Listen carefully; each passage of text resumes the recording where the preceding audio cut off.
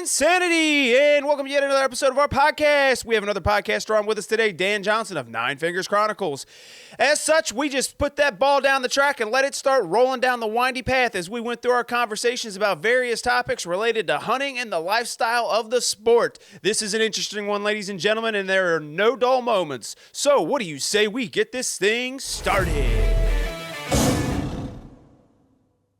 All right, well, let's get this thing started, even though we kind of already got started. Yeah, buddy. I'd be interested. You know what? Let's go ahead and start with you. Give me one of your biggest hot takes that people don't necessarily like your opinion on. Because we've got some. I mean, you know how it is. You do this. Yeah. You've got topics you get roasted over. Yeah. Yeah. So here's where I don't like certain things about the term hot take, right? If someone truly believes in something and then they say that and they put it out for everybody to hear, ooh, that's a hot take. It's not a hot take. It's how I feel. Right. Yeah. Right. And if a group of people, because for example, let's talk about crossbows a little bit. There's a group of people out there who are 100% support crossbows in any aspect of hunting. Then there is a group of people out there who say, dude, forget crossbows, man. Like, crossbows are not archery. They should not belong in archery season, stuff like that. So if you are a supporter of crossbows and you say crossbows should be allowed in archery season, well, that's a hot take to the opposite side.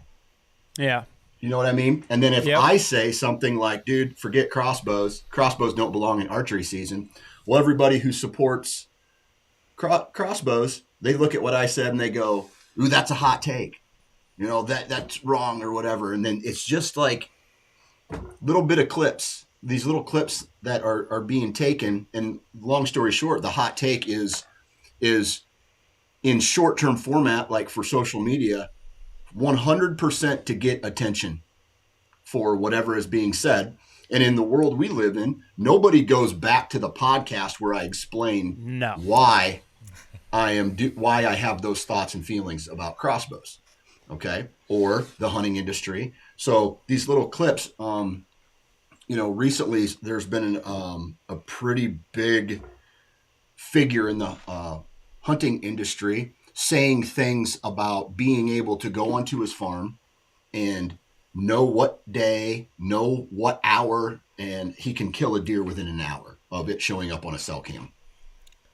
So I'm sure that's a hot take, right? That's like, oh, so people go, oh, well, it must be nice to be able to sit on your chair, get a cell cam pic on your 2,500 acres or whatever the number is, and then go out and kill a deer, right? So at that point, it becomes kind of just like business, and you're taking the life of an animal for a dollar amount to promote it and whatnot, right? So, but you don't hear the whole story. Maybe that guy has a whole bunch of reasons why he does it that way, and some of them get lost in translation, or some of them get. Long story short, of what I'm trying to say is, like, in this industry has succumbed to social media and people posting clips to generate attention, and they don't care. Guys, like, I've posted a couple things like that as well over the years, and what it's come down to is like, oh, I gotta juice. Someone said something kind of juicy. It's going to rile people up, so let's post it. So that way we can go to a bow manufacturer or somewhere else and be like, hey, listen, I got this much social exposure, so I want a financial return for that, right? And so it's just like, that's what social media now is. It's like a whole bunch of little clips of people doing outlandish stuff, and then that gets attention, and then those people go, okay, well, now I have this following and I'm going to monetize it. Yeah, like we have stuff that goes, we'll call it quote unquote viral, and same thing. They don't go back to the podcast to get the full story, the context. They're like, well, maybe you should edit the clip different. I'm like, man, I'm not sitting here trying to worry about your feelings when I'm editing this. I'm trying to get it done, and I've got a limit of 60 to 90 seconds. I can't post a 10-minute monologue on social media. You know, it's just not possible. Mm-hmm. Yeah, I think it's just a balance. Like Clayton and I talk about it like every week, probably multiple times a week. It's just that balance between, um, editing something so that it will get attention, but also trying to give the full story and, um, Yeah. make sure that the context is there. Mm-hmm. Like Mm-hmm. you gotta 100%. edit it a certain way so people actually watch it, but there's also a line where like people do stuff intentionally just to get views because it's Yeah. like you said, outlandish or dumb. Like it's the world we live in, unfortunately. Yeah. Yeah. And like, there's one thing that I get a little frustrated with is who we hold as idols in this industry, right? We have guys on podcasts who, or not just podcasts, who have shows and things like that. They also have poaching charges against them, right? And whether they've come to fruition. Do you know one thing about me? I've never been suspected or I have never been charged for any type of wild game violation ever, right? I've never been charged of trespassing or anything like that. That's because I've never done it, right? Yeah. And so there's people out there who have been like, I don't know, they treat the natural resource like it's a Kleenex.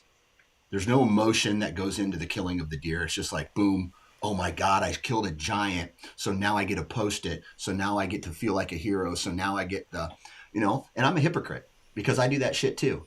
I hope that what I do lends a little bit more thankfulness for the life that I've taken of whatever it is that I hunt and kill, whether that's a turkey or a mule deer or a whitetail or even a bluegill. You know what I mean? And so Yeah. it, but then there's people out there who treat it as just monetary. And my backstory in hunting is, dude, hunting saved me from a path that was not good. And I put more energy into hunting and I look at hunting something different than what it's not a business per se to me. It's a lifestyle and it's something that means more to me than a paycheck. So, but Yeah. some could argue, hey, dude, you make money off it just like these guys do, and they're 100% right. Yeah. I'm in the same boat. That's how I make a living. That's all I've done since college, right? Mm-hmm. It's just to me though, like, yeah, I could go into production outside the outdoors industry and get a bigger paycheck, but then I got to deal with a lot of unsavory characters I don't want to deal with that are more unsavory than some of the bad eggs in this industry. And I just love hunting and fishing so much. I'm like, I'm happy where I'm at. Like, Yeah. and the same thing Yeah. with like treating the resource with respect. I had a bunch of life stuff go on the last year and a half. This deer season, I hunted the hardest I've ever hunted in the month of November. Had the Mm-hmm. worst hunting I've ever had in November, even though the weather was so good. I didn't get down about it once. I was just like, man, it's great. I get to sit in a Yeah. tree. This is awesome. I'm Yeah. happy. If I don't kill anything, it's fine. I'm having a good time. May 10th, I think it was May 10th, 2018. I was pulled into a conference room with about 30 other people. Meanwhile, in our sister corporate office west of Philadelphia, another 30, 40 people were pulled in, and there was a really big layoff, and I was one of those people.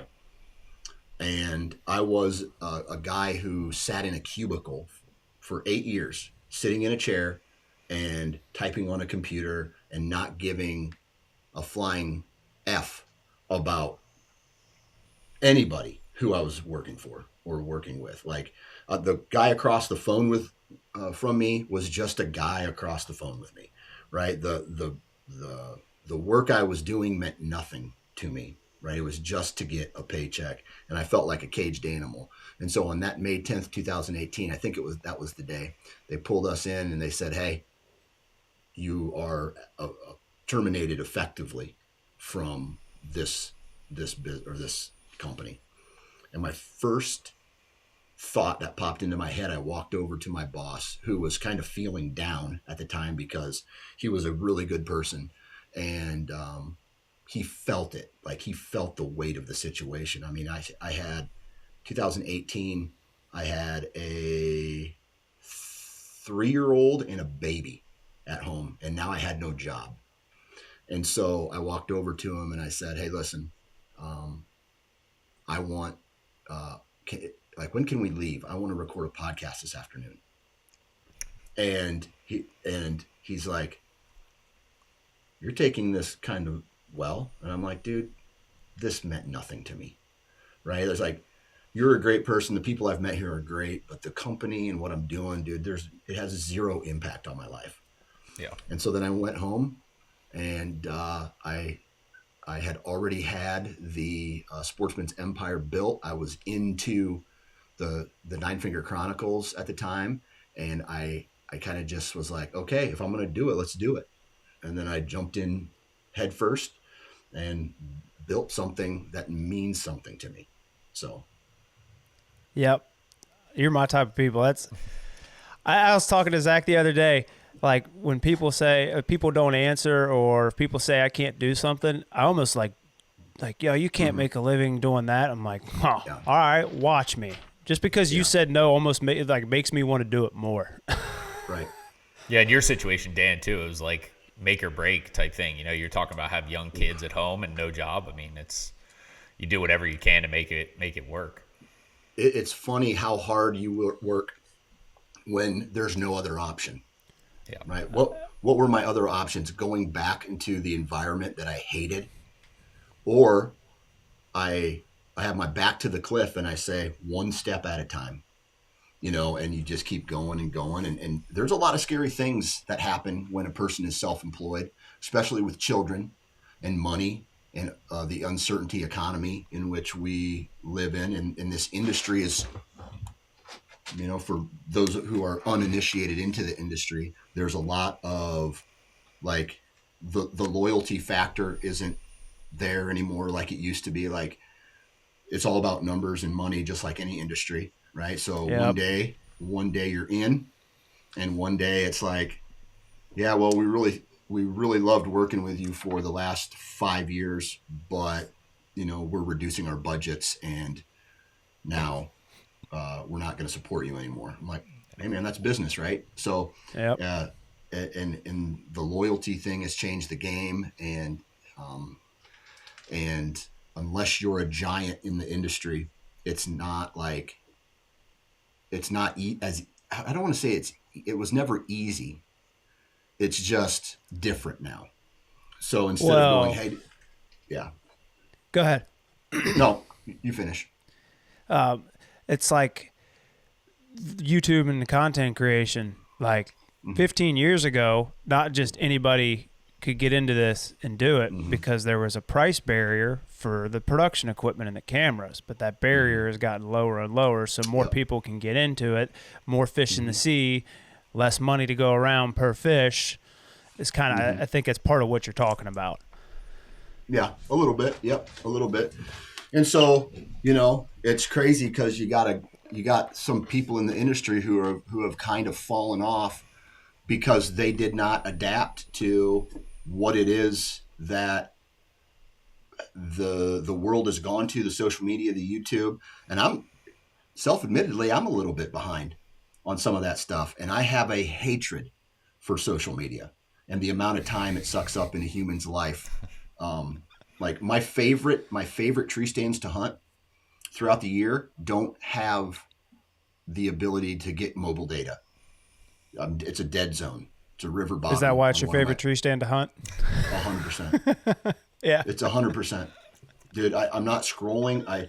Dude, when was the last time ask this question to yourself honestly. When was the last time you sat in a tree stand and did not check your phone and scroll? Similar situation. I had a blind in the bottom, but it was a Banks blind, and I do not like hunting out of those because when you keep the windows shut, like all your senses of like hearing and everything are gone when you're hunting, and I don't like that. Yeah. So what I do when I do that is like I'll take a book or something on my phone to read, but just because your senses aren't there. But yeah, it's a hot minute. Yeah. Mine was like 2 weeks ago. I left my phone in the truck. And I probably should have went back and got it, but I wasn't super far in and people knew where I was, so I wasn't really worried about safety or anything like that. But just not having it at all was awesome. Yeah. Well, I mean, when I and was then what about 14, the scrolling for cell camera photos? Everyone, oh yeah, that's what they're doing yeah. now. everyone does it. Dude, whatever the law says in your state, dude, people are on that shit all the time. They're, private property is one thing. Public land there's another rule. There's other rules and things like that. It's just depending on what you believe and shit. Dude, cell cams are crazy, man. I don't even know if I want to get into cell cams. I'm so like bored of talking about it. Yeah. Yep. Yeah. But the cool thing about that is, I'll tell you a little bit about this one property that I hunted this year. I do get phone service on the entire property, and so have you guys ever caught yourself scrolling and you're like, what the hell am I doing? Nothing of what I'm doing. It's just like, let's find the dopamine hit. Let's find scroll. It's stupid. It is stupid, yet we do it, right? And so I don't know how deep we are going to get into this or whatever, but recently, and it really started. I was on a backpack, like a weighted backpack hike, getting ready for South Dakota. I think it was in September. I should know this, but I think it was in September, or August or something like that when it happened. But my wife sends me a text message, and I'm like 2.5 miles into this hike, and I had another 2.5 miles to go. And my wife sends me this. She sends me this text message, and she's like, "Did you know Charlie Kirk got shot?" And I'm like, "What?" Right? And so I get on my phone, I start looking, and I guess he was shot. And so I finish my hike, and I go sit in front of the TV, and something like a weighted blanket of 1,000 pounds laid over top of me, and it was almost like I couldn't breathe.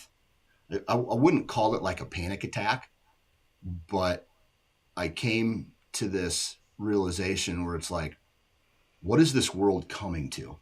What is the humans? Why are we like this? Why do we hate somebody who's different than us? Why do we, like the crossbow thing? It's like, dude, I made a post on social media a while ago about one of those quote unquote hot takes. And dude, I just got roasted hot, just like the most evil stuff. But guess what?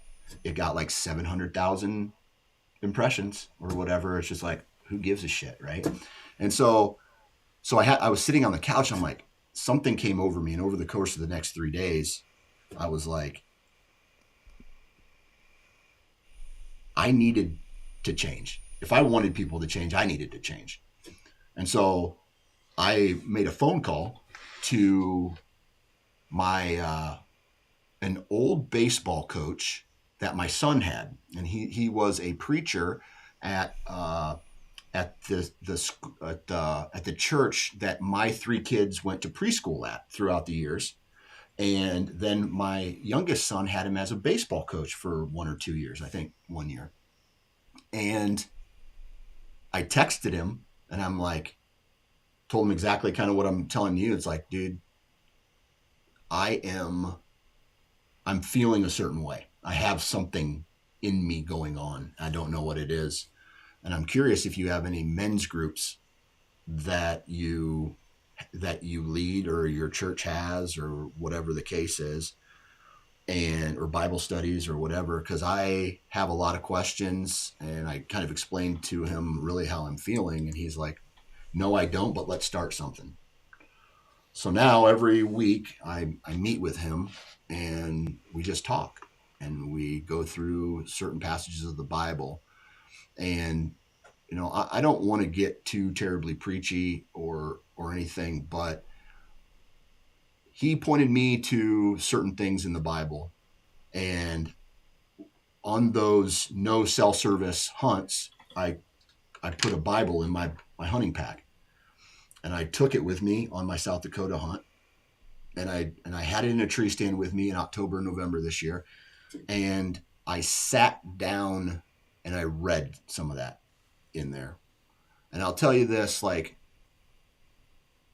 I don't consider myself a religious person, but when you have stress in your life or you have questions that really can't be answered, or I don't know what the words here are that I'm looking for, but I started reading the Bible and I felt like, dude, I felt like this calmness that I had not had in a long time, if that makes sense.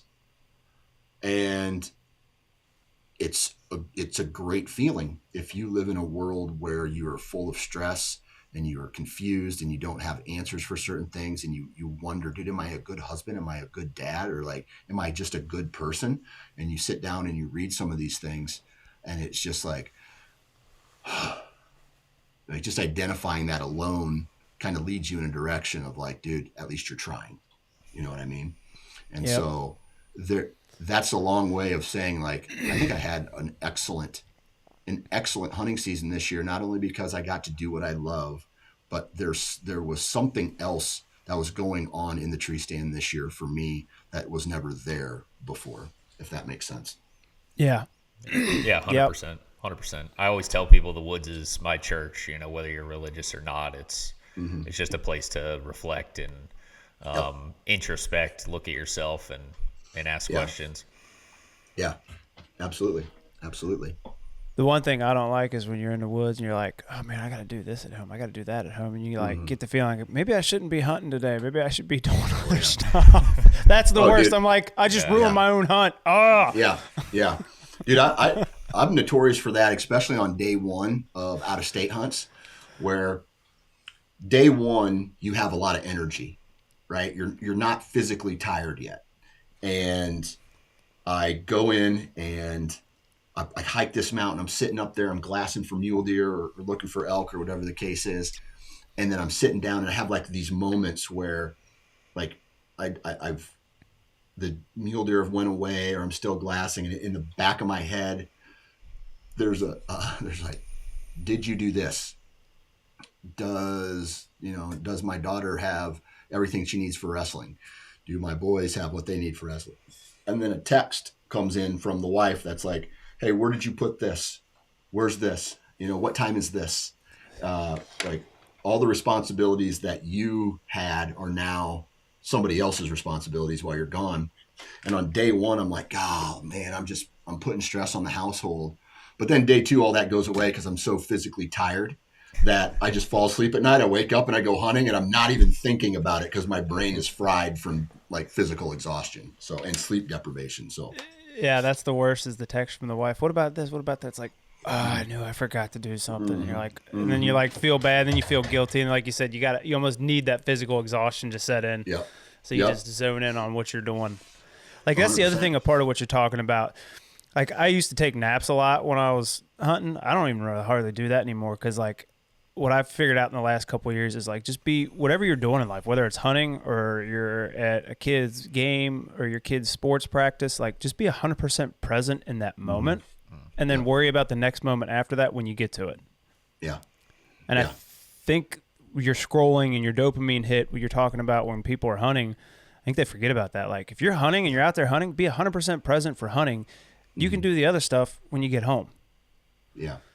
Everybody wants this quick reward. And I think like with the cell cams, with the habitat management, with the knowing, I mean, shit, in the drone thing blows my mind. Being able to hover a drone over a property, know exactly where they're bedding, know exactly what their movement is. Okay, so he did this, he's bedding here, he is putting he's going by this camera at this time, and he's done that 2 days in a row. Boom. I'm going to sit in this terrain feature, and I'm going to shoot him. And it's done. Right? Dude, do you know that there are guys out there who were doing the same exact shit that everybody else is doing now, but doing it without trail cameras, without habitat management, without, all of the technology? They were using something called woodsmanship.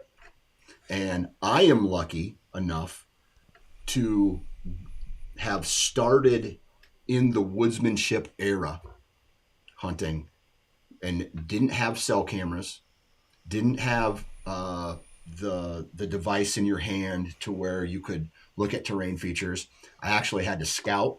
I spent hours and hours, and I don't even want to say 100, but maybe close to 100 hours every year shed hunting and scouting. And this time of year, after I would shoot a buck, I'd be right back out in the timber looking for the best possible stand for the next year, right? And so I had this foundation that was laid for me through those things. And then I added trail cameras to the mix back in the day. And then what that did is it allowed me to know what deer. And so then that's about the time I started passing deer. Like, dude, I got a picture of this buck and he's in here somewhere. I just have to I have to wait for him. And sometimes they'd show up, sometimes they wouldn't. But in today's world, some of these hunters have grown up with all of that stuff.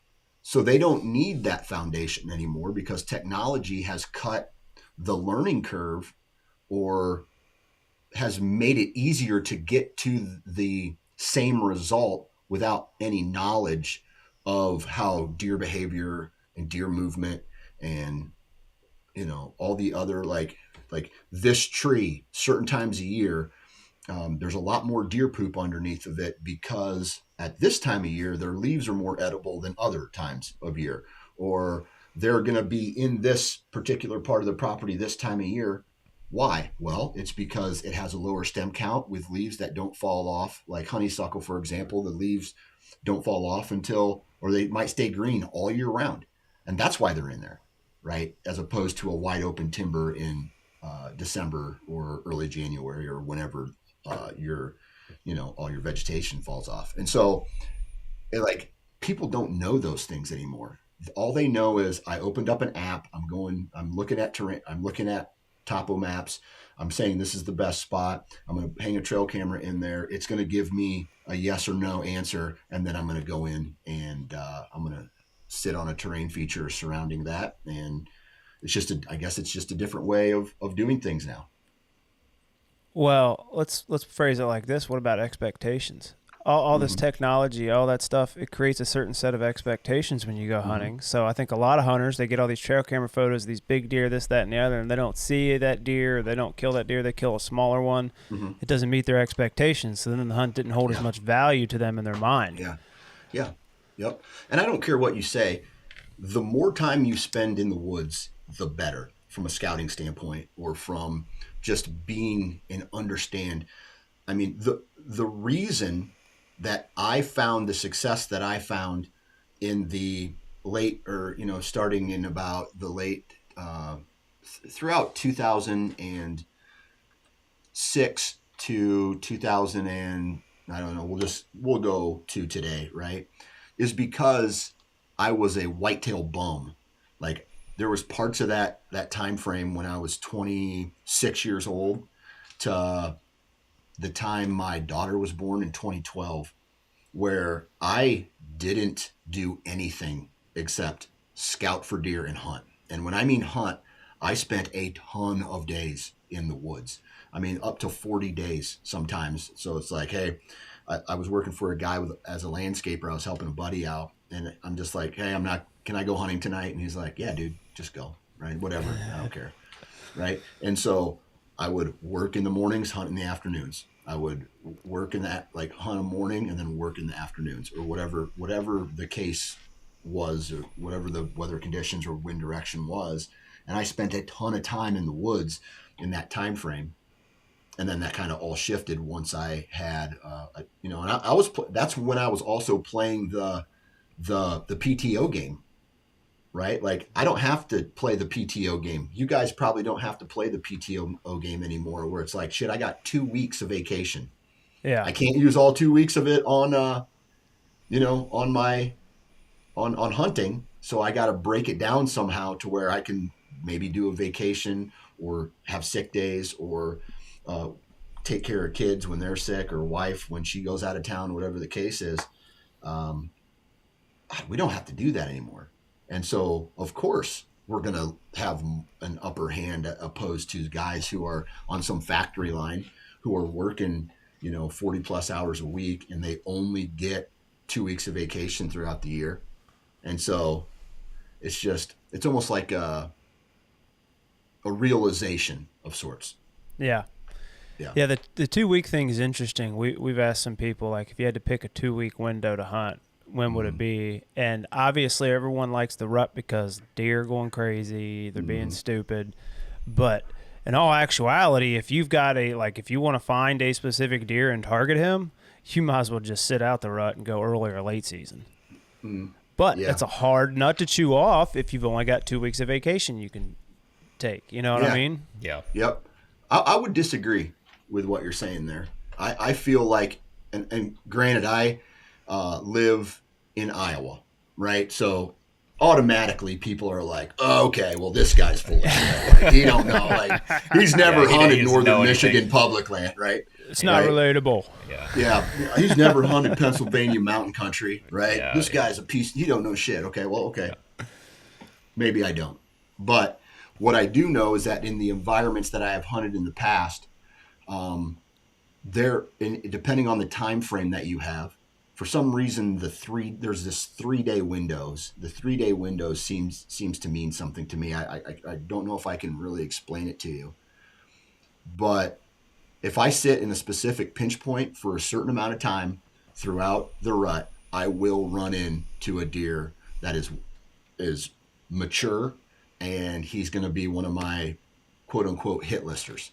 So, for example, I used to be too mobile, where I would be bouncing around to like, okay, there's no deer here tonight. I better go somewhere else. Well, what I've learned is by having the reduction of the amount of acres that I've had to pick and choose the best stand locations on, for example, a smaller 80-acre piece that I have. And for some people, 80 acres, holy cow, this guy's got 80 acres. I have 4, right? And so take what I'm about to say with a grain of salt and apply it to your, I don't know, your circumstance. Situation. Yep. That I sat in this one stand at this one, and I twisted my knee really bad. I have a really bad knee to the point where I was taking a crutch into the woods with me this year. And so a little bit of that had to do with just location. I would get to this tree stand because it was close, but it was the best pinch point on the property. And sure enough, I sat there more in that particular tree stand than I ever did before. And what happened? Shooter shows up eventually in that. Now, I made the mistake of missing him 2 times because I misjudged his distance. But still, he showed up, right? And so there's years when, so one thing I've kind of realized is like, I love mobile hunting. I love being able to be mobile and moving in and out and when it requires the movement. But if you put yourself in a good spot and you have does within shooting range of you almost every hunt, that's a win, dude. Because then what are the bucks doing? They will change whatever pattern they're on to get a new pattern and go inspect these does. And that's exactly what has happened over the course of the last handful of years. Is just like, I don't even give a shit where the bucks are anymore. They're awesome to get on trail camera, but the pattern becomes the does. It just shifts from the buck to the does. And the buck, yeah, he might catch a doe who has a different pattern than what is on the properties that you hunt. But eventually he's going to come back off of that. He's going to come into a core area that you have your trail camera pictures of him on. And he's going to come through that terrain feature at some point throughout the rut. And if you're in the tree and you put the time in that spot, you're going to run into him. I truly believe that. Yeah. I think going back to the duration piece, or going back to the time piece, it's less about the duration of time you can take off to hunt and more about the flexibility. Whether you're hunting early season, the rut, late season, it's, hey, you wake up on Monday morning and you see, Wednesday afternoon there's a big cold front pushing through. being able to take off, Wednesday, Thursday, Friday, at that last second, that's the key. That's the difference, as opposed to saying, hey, I'm going to take off, one week out of my 2 weeks of PTO. I'm going to take off the first week in November, the second week in November. It's being able to get those little micro, 2, 3, 4 day windows, and being able to have that flexibility to be able to hunt during them. Yeah, absolutely. Absolutely. Yeah. And for me, I've come to a time in my life where, dude, do not get me wrong. If I had the farms that I have permission to hunt now, if they were in my backyard, I would be hunting more throughout the course of the year. Yeah. But one of my farms is an hour and a half away. The other is 3.5 hours away. And so I have to really pick and choose when I go hunting, because I also have some other priorities in my life, like coaching. Dude, I love coaching. I love coaching football. I love coaching baseball. I love coaching wrestling to my kids and their friends and all the other kids that are on my team. Absolutely love it. To the point where I am making now decisions throughout my year or based around those things, my family and coaching, that, to be honest with you, trump when I'm going to go hunt. And they dictate when I'm going to go hunt. So the other reason why I like hunting the rut right now is because it comes into a time where football is over, wrestling hasn't started yet, and then also for a late season, like right now, I should be out trying to put another doe in the freezer, but I don't want to have to drive that far to go get. I live in a county in Iowa that's one of the heaviest populated counties in the state of Iowa. There's two city centers, or I don't want to call Iowa doesn't really have a metropolis of sorts, but you know what I mean? Two of the biggest towns in Iowa, and there is no permission. You can't just walk up to a house in this county and be like, hey, can I hunt your property? No, I already have 5 guys that hunt that. Okay. So maybe they're there, but I haven't found it yet. There's some good public, but that's pretty much murdered by now. But outside of that, it's just, we're full blown wrestling season right now. And we're getting, in 3 weeks, we're getting ready to start baseball. Right. And so I love bow hunting. I love that time of year. Dude, there's nothing better than watching a buck chase a doe. Just like I don't know. I got fired up this year on something that happened. And it wasn't even on a big buck. I see this doe and this fawn. They're coming through this pinch point. And the fawn, the mom was the doe was moving kind of quickly, not necessarily trotting, but a fast walk. And the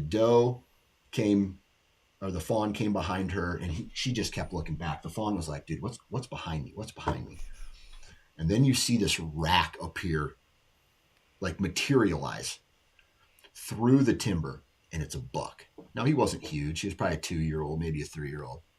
And then they cut through there, and they walked in front of me, and they went out to this pasture, and I got to just watch this buck pester this doe while she's trying to feed.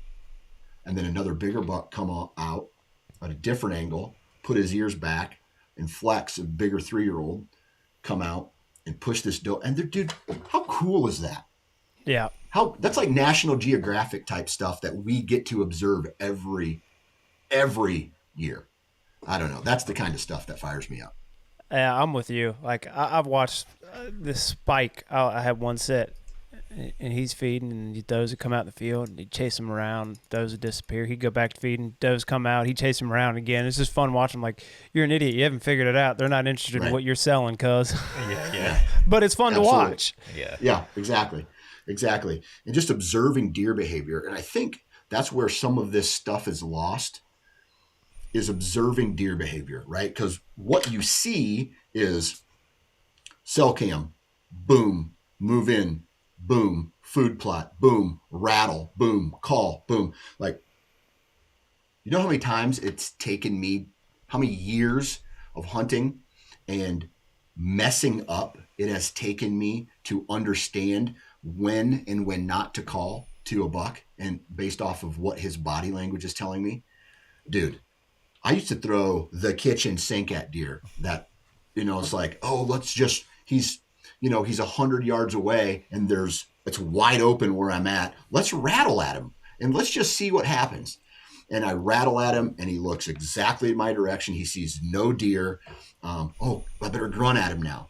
All right, let's grunt at him. And he's just not caring. Oh, I better snort wheeze, go down that whole route. And then he's just like, there's a human over there and I don't want to get killed today. So I'm just going to go a completely different direction. Dude. Like it's taken me a lot of years to identify those types of things. Yeah. Like this is one thing we figured out talking to different people, and you learn it yourself in the woods if you do it enough, but talking to people, like you almost call into deer, you almost need to treat it like turkey hunting. Like the best way to get a bird within range is you got to get it set up so that he's got to go around some kind of obstacle to look for the hen. But when he gets around that obstacle, he's in range. It's the same thing with deer. They got to disappear to where they can't see you, and they got to turn back to look to actually physically go look for that. They can't just look 100 yards through the open woods or out in the field and be like, oh, no, nothing there. I'm going to keep going. Yep. Yeah, 100%. I think too, like, I think guys, especially newer guys, they, are on social media. They see all, the videos, even videos, we post. And I think they almost get a little shy. And it's like the best way is just to fail. Like, just try something, and if it works, great. If it doesn't, learn from it. Every situation is obviously going to be different, but just don't be afraid to fail, especially during the rut. Yeah. Do you guys ever watch those clips or those shows of John Gruden breaking down college quarterbacks before they get ready for the combine or before they get ready for the draft? And they're like, talk to me about what you're doing here. The guy calls the play, gets in the formation, throws the ball, and it's an interception, pick six. And they get, oh, you had to feel that one, right? I wish there was some kind of device that would have followed me in all of my hunts. And I could now evaluate the 2006 version of myself 20 years later, and just be like, okay, what was this guy doing right? What was he doing wrong? And I bet you it would be laughable. Oh, just yeah. Laughable. What an idiot. Yeah. Why was I doing that? Why was I doing that? Right. Or even earlier, I can remember like the first time I ever let a arrow go out of a bow. It was 1994 or 3, somewhere around there. And I had this bow that my mom got at a garage sale. And none of the arrows matched. There was no such thing back then as like total arrow weight or FOC. It's just like, here is a bow. You put an arrow on it above this knock point, and then you use your fingers to pull this back.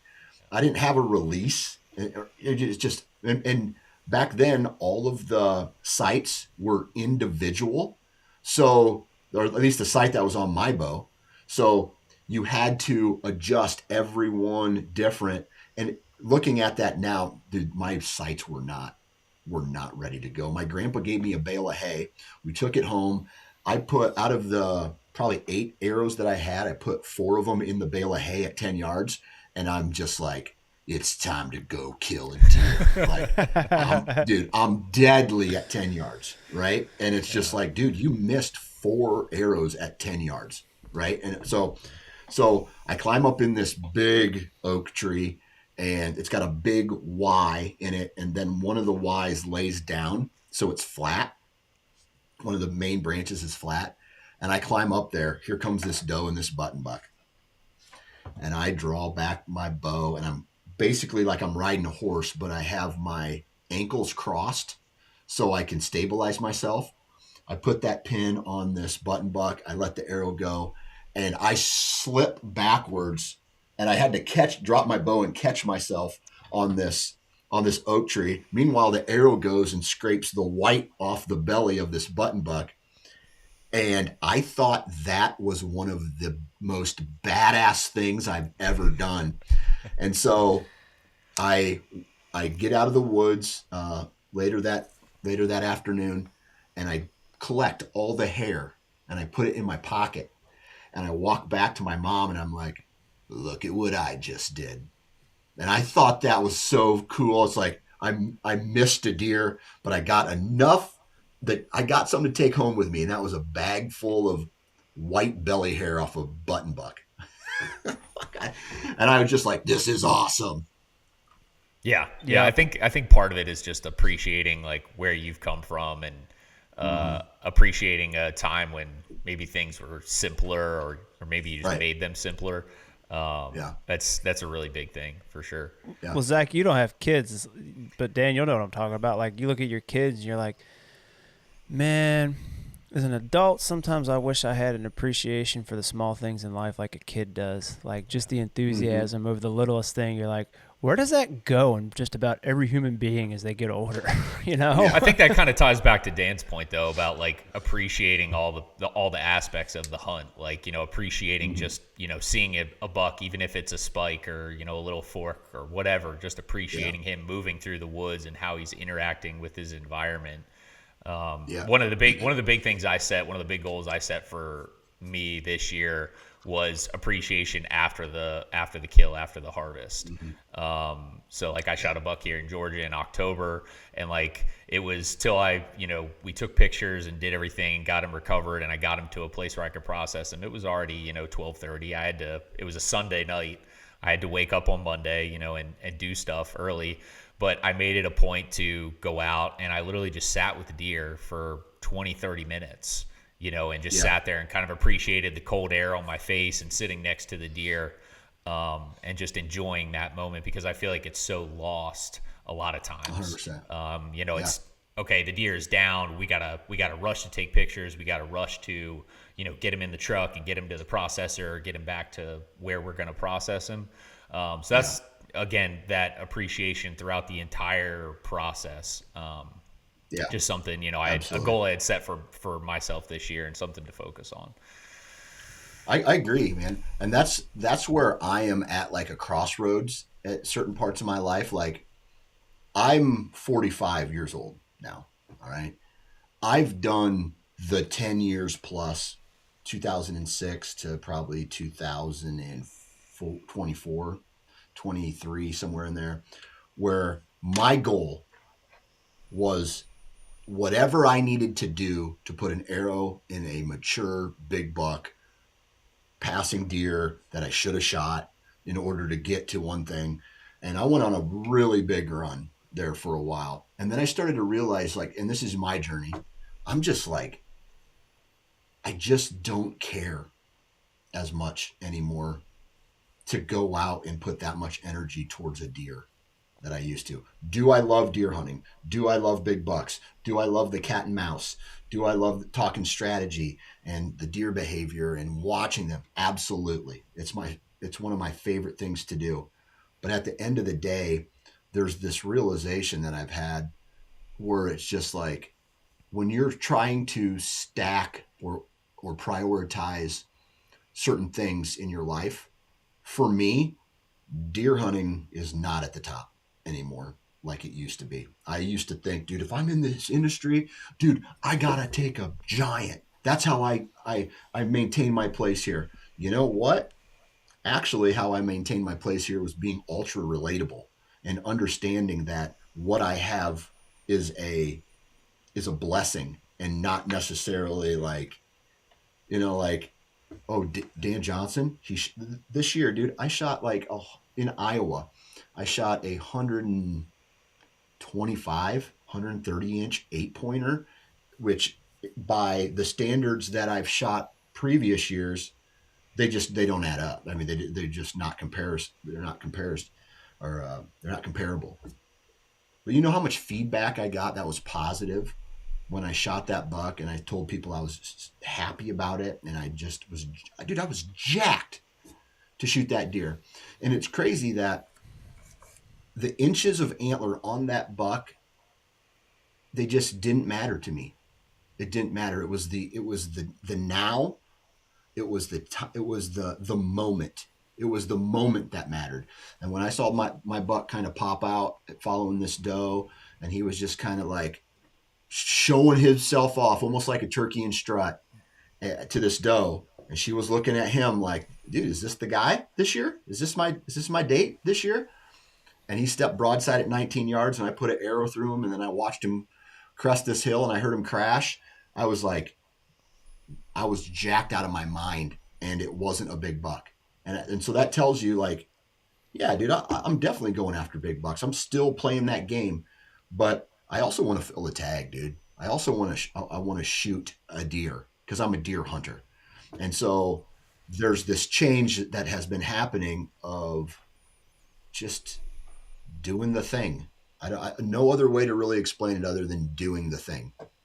Yeah. I think it hits everybody at a different time. Some guys it won't hit because I think a lot of people, like we talked about, get sucked into social media and the whole people shaming you aspect, whatever, the unrealistic expectations. Yeah. You got to do what's right for you at the end of the day. But I had the same thing. I just got back from Kansas. I was hunting with Jeff. I shot a 126-inch deer, but he weighed 250 pounds post-rut. Like, That's absolute unit. They're like, you want me to measure the deer? I'm like, whatever. I don't care about that number. I care about how much that joker weighs. Yeah. That thing is sick. Like, Jeff shot a bigger deer than I did 20 minutes after I shot. We recovered mine after his, but we walk up on it. He goes, not going to lie, totally jealous of your deer compared to mine. Just because it's like, just like an old, big, brute animal. Like, it's not about the inches on its head, you know, even though his deer was at least 20 inches bigger. It's like, dude, that's a sick deer. That's awesome. You know, it's like totally fun. We had to sit there and watch him for 10 minutes before legal shooting light even hit. Like, it was like, that was dope, dude. Yeah. And if it makes you happy, dude, that's all that matters, man. That's all that matters. Yeah. Yeah. Yeah, I think everyone kind of goes through this, going back to, you know, the evolution of you as a hunter. It's not talked about as much. I feel like recently, maybe the past couple of years, I've seen it a little bit more, but just the changes that you go through as things outside of hunting in your life change, and, you know, your hunting career changes. But one of the big things for me that's kind of affected my view on my hunting career and the time I spend in the woods, and, you know, the priority that hunting takes in my life is getting to hunt with my dad. My dad's 64. You know, and we've gotten, you know, you grow up, and, you know, I remember being, you know, 12, 13 years old in Pennsylvania, and opening day of rifle season would, you know, open up, and it was like I was off from school and I was going with dad, and, you know, he was leading the trail, you know, to the stand or the spot we were going. Like, he was doing everything for me. And now it's gotten to the point where, you know, I'm doing a lot of the things for him. You know, I'm setting stands for him. I'm walking him to stands. I'm, you know, I'm dragging his deer out, you know, type thing. And it's kind of this like full circle moment of just seeing the evolution, and a lot of like how I shape the way I hunt now goes back to, you know, seeing him hunt and knowing that, you know, at any point that it might be his last season in the woods. You know, it's scary to say that and come to that realization. But I think, you know, I'm only 32, so in the grand scheme of things, I'm still a young buck, I guess. But just being able to see hunting through someone else's eyes that I've known for 100%. So long really changes your view on things. Yeah. And I'll go to the opposite end of that spectrum. For me, now, it's just the enthusiasm that I get to see with my son and my daughter, and not just necessarily deer hunting, but the outdoors in general. And I asked my youngest boy, he's a second grader this year. I'm like, hey, do you ever want to come hunting with dad sometime? And he's like, yeah. Turkey hunting? Yeah. Deer hunting? Yeah. He's not so much into the fishing per se. And I don't think he understands, like, you got to sit still and things like that. I kind of have waited until this fourth, fifth grade type time frame to get my kids introduced into actual hunting, and being able to see like them get excited about going hunting. But at the same time, my daughter this year, she was starting to say things like, she hasn't shot a deer yet. She shot multiple turkeys. My daughter, or my son, he shot his first deer this year, a doe. And then my daughter, we put her in a spot like where I felt there was going to be some really good deer movement. And there was.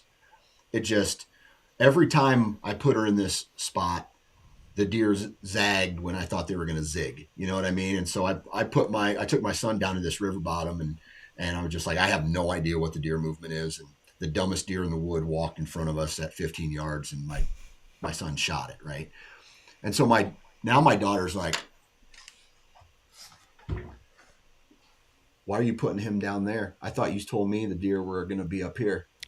Right. And I'm just like, so she's like questioning my strategy and my 30 years of hunting experience. And she's like, what kind of rookie move is this, Dad? Like, you ever been hunting before? Like, put me in front of the deer. And I'm like, you stinker. Right. Like, and so she was pretty frustrated that every time we put her somewhere, the deer would come out far away, but they weren't getting in as close as we thought they were going to be. And it told me like, she wants to do it. Like she wants to be out there, and they both wanted to be out there. Now, I don't know. The thing about my daughter is I think turkeys for her are going to be more where she's going to be at because they're ugly. She looks at a doe or a buck as like this beautiful, I hate to say it, Disney character. Right? I got 3 girls. That's how girls are. Yeah, exactly. And so I'm just like, hey, listen, I don't want to make you do something you don't want to do, but and that's this great conversation you get to have when it comes to eating meat, right? And this is my rebuttal to kind of what she said, and it really wasn't a rebuttal. She's just like, I don't know if I want to kill a deer. I said, that's fine. I'm like, do you like your deer meat? She's like, yeah, I like deer meat. I go, do you like hamburger? Like your hamburgers from McDonald's or wherever. And I kind of went through the spiel of, in order for you to eat meat, an animal has to die, right? I took her down that road. And she kind of was like, okay, whether it's chicken nuggets or a chicken breast or a pork chop or whatever it is, an animal loses its life so you can get nutrients out of it.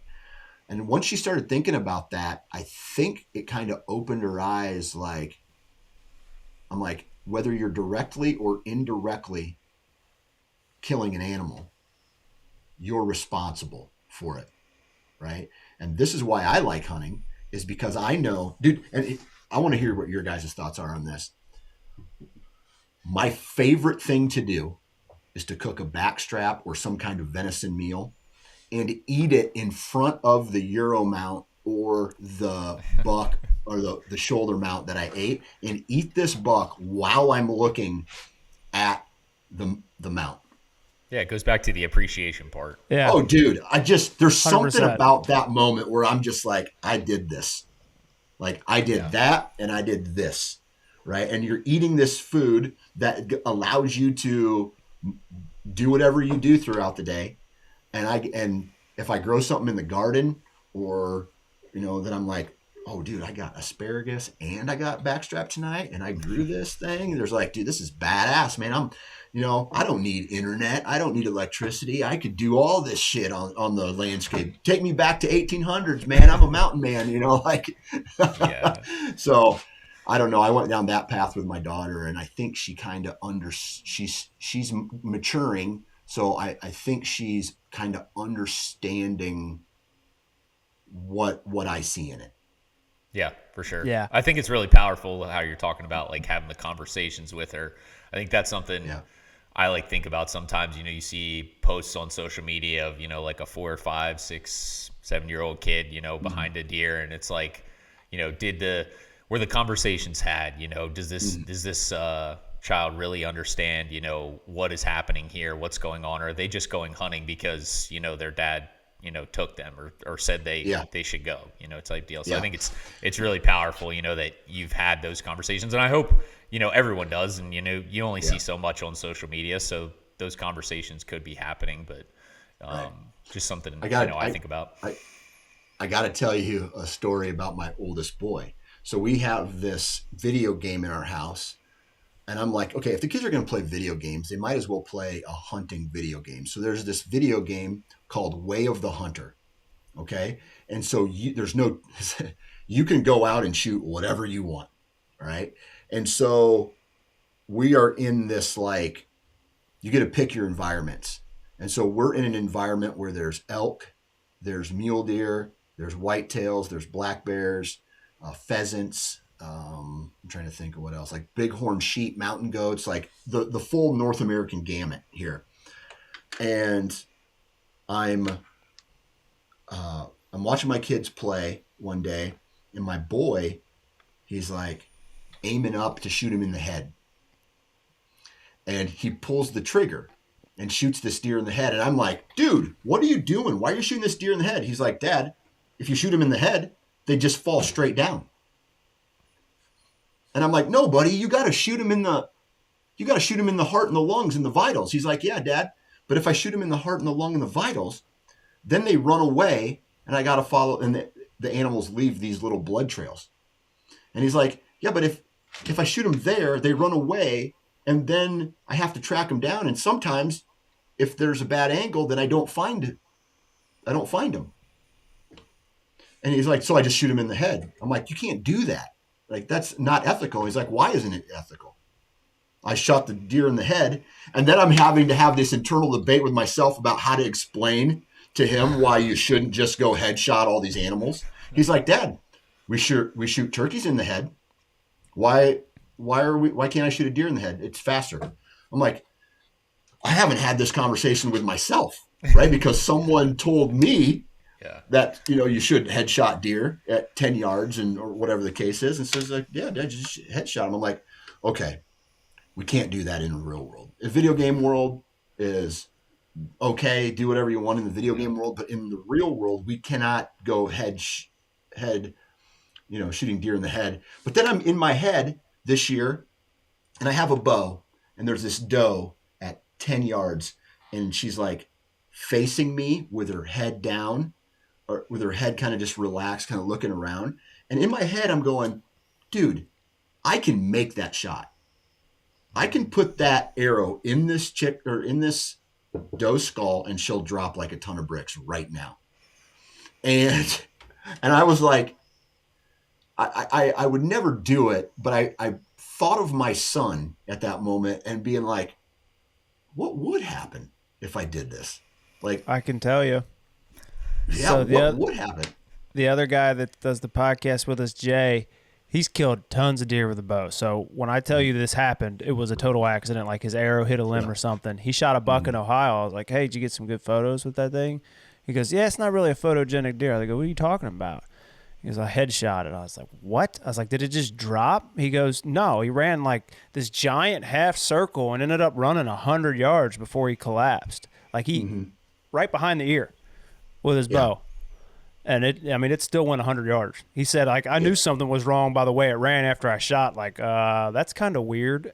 But no, they don't necessarily always just drop. Yeah. In 2012, I had a buck I had been chasing for 2 days, and I grunted at him. He was like at 80 yards. I grunted at him. It did not work. He was like making a scrape. Just was not working. And then I snort wheezed at him, and he came right in like a ton, like he followed this trail right to me, and he was getting ready to go broadside, and I drew back, and then he 90-degree came right towards my tree stand. This buck was at 10 yards. I drew back, and I hit him, or I was aiming right below, in that cavity where the heart is, right below, like 4 inches below, 5 inches below the white part on the neck. Okay. Mm-hmm. And as I'm drawing back, he sees the bottom stick, my bottom lone wolf stick. And he looks at the second one. He looks at the third one. He looks at the fourth one. He looks at me and the camera guy that's in the tree. This was like a long time ago, 2012. And as I let the arrow go, he loads straight down. His head is still up, but he's loading, drops all his shoulders. and I hit him in the nostril. And Oof. my arrow went down his airway, down his throat in one blade. Now, this is not ideal, right? One blade opened and just, there's like a 14-inch cut along his neck, and he died in 60 yards. Just like this massive, gruesome blood trail. And I'm just like, holy cow. Did I want to do it that way? Absolutely not. But the damage was done, right? And so you evaluate moments like that, and you're like, what should have I done? And this is where the experience comes in, because you're like, I don't know what it is about me. I don't want to say, like, I don't want to use the word unethical, but I go into like a kill mode where I know the damage my broadhead is going to do, right? And I'm not advocating for bad shots or I'm not advocating for headshots, or I didn't want to shoot this deer. I didn't plan to shoot this deer in the nose and throat and things like that, but that's just the outcome of it.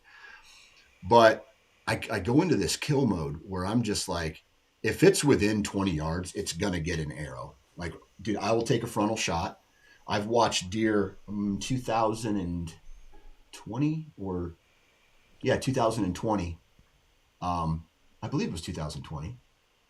I took a shot on a deer frontal, and it went jump, dead. And when I opened that thing up, I hit that part where the heart and the lungs like connect. There was no blades on the heart. There was no blades on the lungs. And when I gutted this deer, the heart almost kind of just like rolled out with all the stuff. So it was a deadly shot, obviously.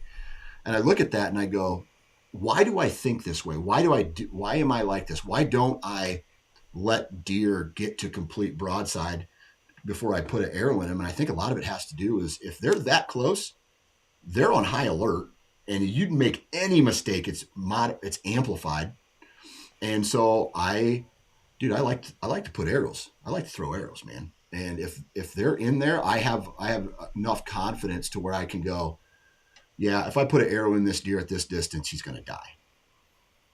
If that makes sense. And I don't know how that maybe comes off a little arrogant or maybe unethical, but at some point you've got to have confidence. a certain level of confidence, and you have to know that personally. Well, and at the end of the day, other people are going to say what they want. But if you have the confidence to do it, go ahead and do it. Yeah. It's like we talk about it. It's unethical to gut shoot a deer, but if you hit them with an arrow between the front legs and the back legs and the main part of the cavity, the deer's going to die eventually, right? Yeah. It may not be 30 minutes though. It may be in 10 hours, but it's going to die. Yeah. Yep. And that was the case in 2018, I believe. I had a deer that came in as I was taking off a raincoat, and I had to shoot this deer with a raincoat on my. I don't think it impacted the shot at all, but he was hard. He kind of got in front of me as I was taking this thing off, broadside 20 yards, and so I had to grab my bow, hook up my release, draw back, and then he kind of was hard quartering away, and I put a shot on him that it went, and at that time I wasn't using a mechanical for that hunt. I was using a fixed blade, a Wasp fixed blade, and that arrow went right in that crack between his back legs and his guts, and it went all the way through the animal. And it took me a long time to find that buck, but I found him, and it took me like multiple days, unfortunately, to find that deer, but I didn't stop, and I kept looking for him, and now, he's hanging on my wall. But that was another. I shot him at 20 yards, maybe even a little closer than that, based off of the angle. But I had the right setup. I was confident in my equipment, and it ended up being a good enough shot, if that makes sense. Yeah. I got a question for you. So we talk about all this stuff, ethics and social media. You talked about being relatable. How much of an impact do you think good podcast, being relatable, ethics, how much of an impact do you think it is actually having in a positive way on the industry? I truly believe that there was a moment in time where I think have done a lot of good things and social media has done good things to take a peek behind the curtain of what it takes to actually get a Boone and Crockett deer and being able to pass Boone and Crockett deer. And what I'm getting at here is being able to see behind the curtain to know that some of these television shows and some of these people who we've grown up with, whether they go through an outfitter or they're hunting on, manicured properties with food plots and all this stuff. There's a lot of hard work that goes into it. But there's also a lot of time, money, and resources that the average Joe does not have. And so I think there's this realization where, oh my God, now what they're doing becomes entertainment. And there's a disconnect between entertainment and education, right? Like there's people who do these major shows that I used to follow, like back in the day. I can remember having the Real Tree Road Trips DVDs where it's like 15 kills in 30 minutes or whatever the case is, pull up to an outfitter, get in a tree stand, shoot the buck, and then you go on to the next hunt, right? That kind of stuff. But I think there's a lot of people now realizing like, oh my God, in no way, shape, or form can I relate to fill in the blank with whoever you want to fill in the blank with, right? This is now entertainment to me. And so I think that there's a group of people out there, maybe I am one of them, maybe I'm not, that's not for me to decide, where they're like, dude, like it's not possible for me to hunt like that, given the circumstances I have. Whether you're sitting in a cubicle, you're a factory guy, you're running your own business, the list goes on, right? And there's this awakening happening right now where I can't relate to that at all. And I'm going to go out and have as much fun as possible with my bros or with my family. And we're just going to go out and we're going to hunt, dude. And we're going to hunt what we have, the way we know, like the public land thing. Like, when I go, I don't do it very often, but when I go to YouTube and I start to look for shows to watch with my boy, because my boy's like, hey, Dad, can we watch a hunting show tonight before I go to bed?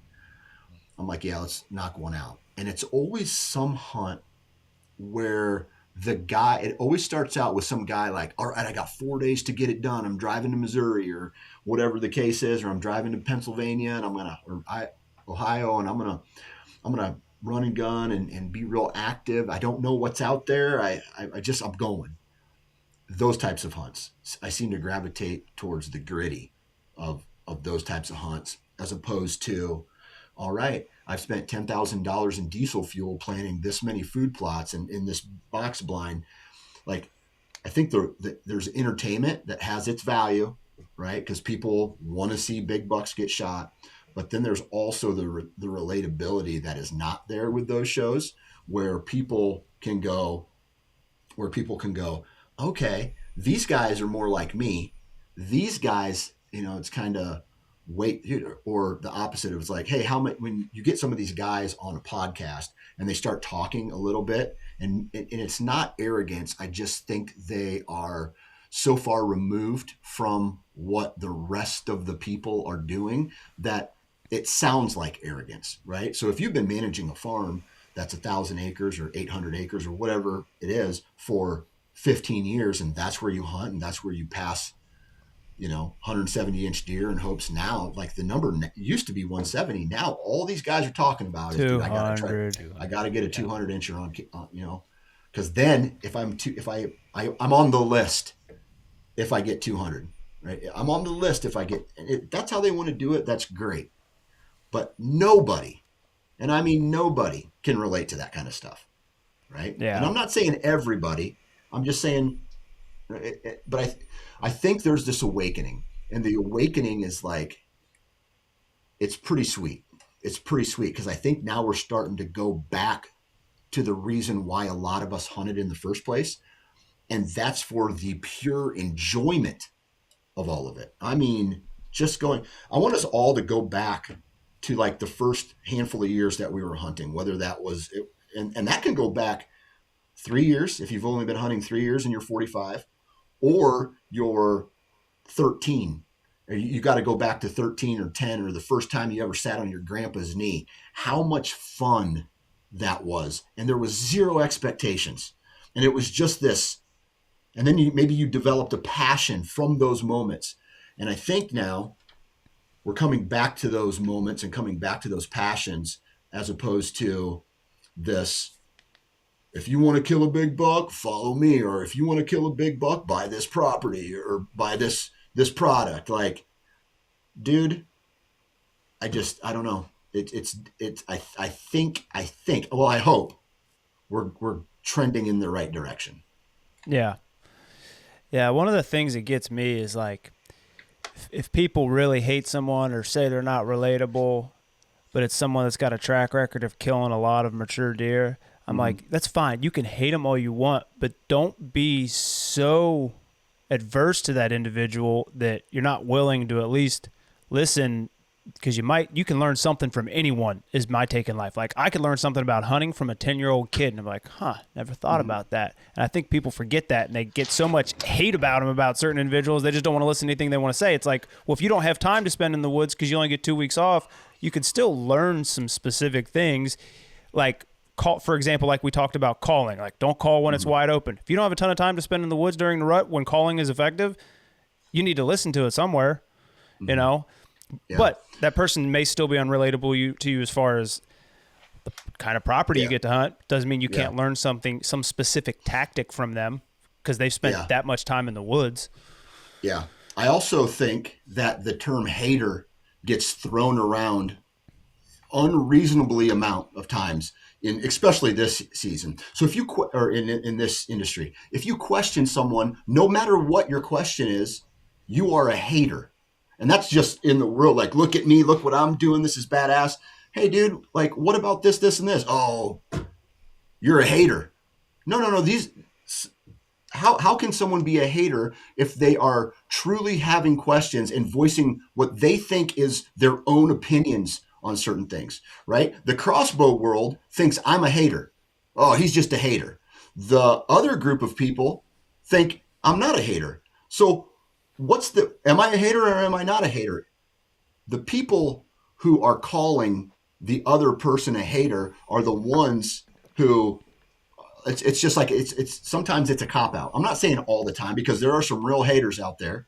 There's jealousy and all this stuff that really goes into how people voice their opinions. But at the same time, you can't just call somebody, I mean, you can. I mean, we live in America. You can call people whatever they want, right?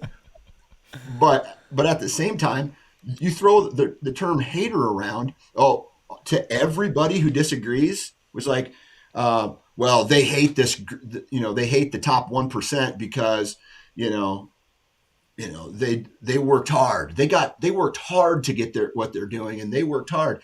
But when someone questions that and you throw a hater at them, that's another person's point of view. That's another person's thought process on what they're doing. So sometimes they ask questions or they say stuff like, it must be nice to be able, you know what? It must be nice to have 1,000 acres where you're passing 5-year-old 180s. You know what I mean? Like, that must be nice. And so I think it's a two-way street there that as hunters, we have to learn how to deal with. But at the end of the day, and this is where I think we get to a point where at the end of the day, hunting is such an individual journey for an individual person. And whether you go to deer camp or whether you're in a big family or a big group of guys who goes out and they do this and they communicate with each other, at the end of the day, you make the choice what you shoot or don't shoot. And that's where I feel there's this disconnect and really a lot of separation in the hunting industry or the hunting space, community too, hunting industry, hunting community, which are two different things. There's the disconnect because it is such an individualistic journey. And we have groups of people like, dude, I cannot relate to, I live in Iowa. I cannot relate to a guy who hunts whitetails in Florida, right? Like I live in Florida and I choose not to hunt whitetails in Florida.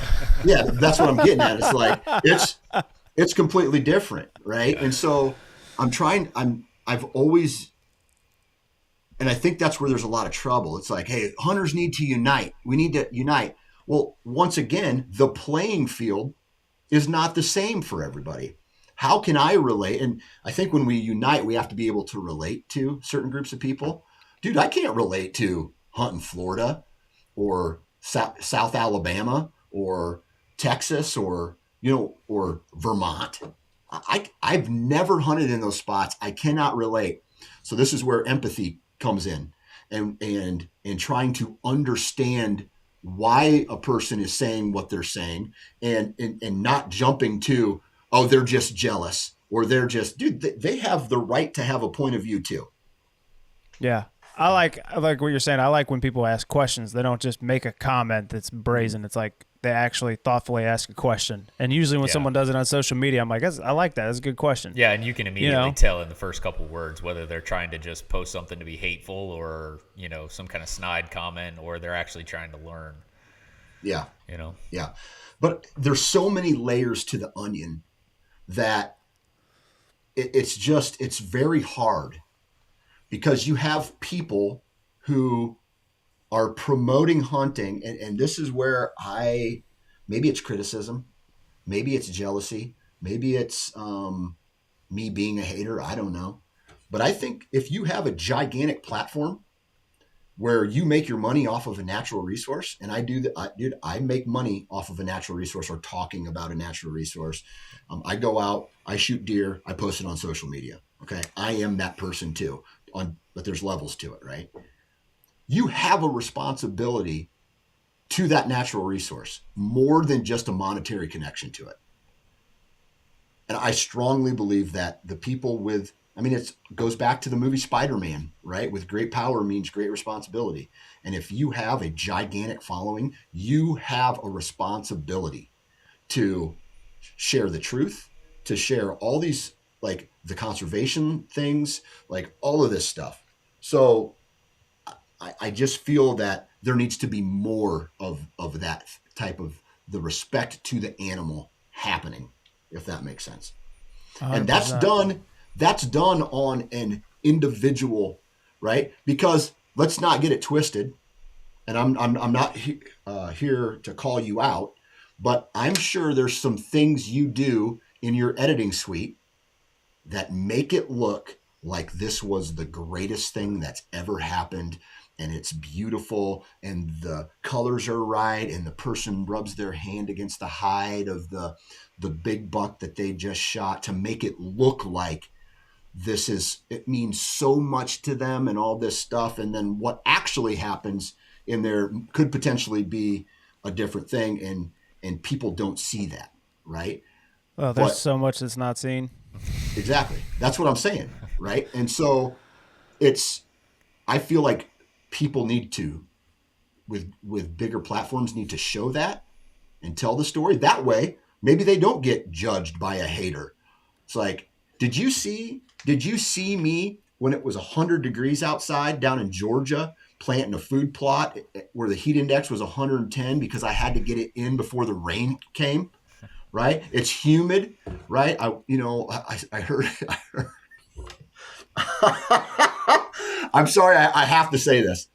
I heard on the show The Landman. Have you guys ever seen The Landman with Billy Bob Thornton? Yeah. Great show. He said a comment. He goes, I saw a mosquito having sex with a dog flat-footed. That's how big the mosquitoes are down here. And I laughed my ass off on that comment. And so, like, those are the types of things that some people just don't show. Like, they don't show the grind and the hard work that goes into some of this stuff, and they only show the big buck. Well, show the whole story, right? I know that some of these people are, and maybe it's because they're vulnerable. They don't want to be vulnerable, right? And this goes from not just the top 1% of the industry, but the low man on the totem pole who's just starting to get out, and he's just starting something. So he thinks that he has to be a certain way in order to get traction to be in an industry, and that goes for not just the hunting industry, but for everything. Yeah. And dude, just be you, dude. Just be I you. tell people that all the time Just on be you. camera.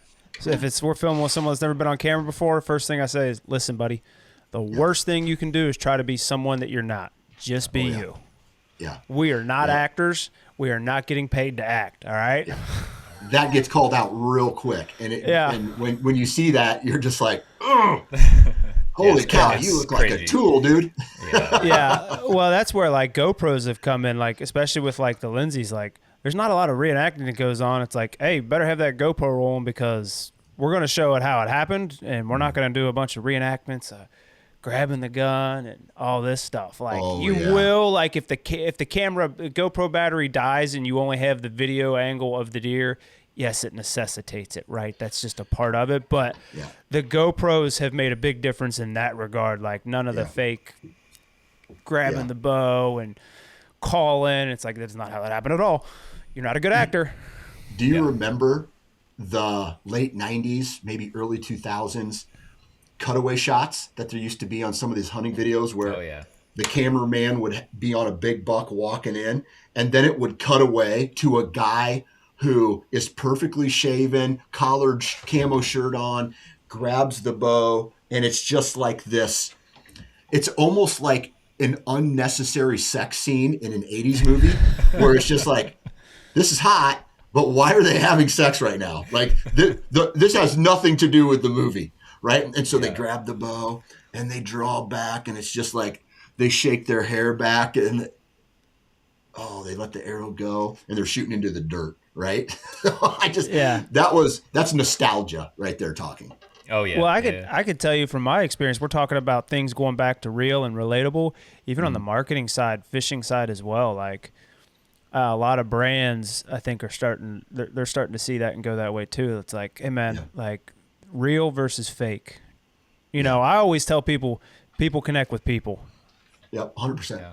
I will say I think that's maybe one of the bigger positives of social media is I do feel like you get, yes, there are still the pre-produced content, make everything look perfect, but you do also get a lot more of the behind the scenes, the grind it out, the nitty gritty of different scenarios. So I will, that's one of the positives of social media, I would say, and YouTube content.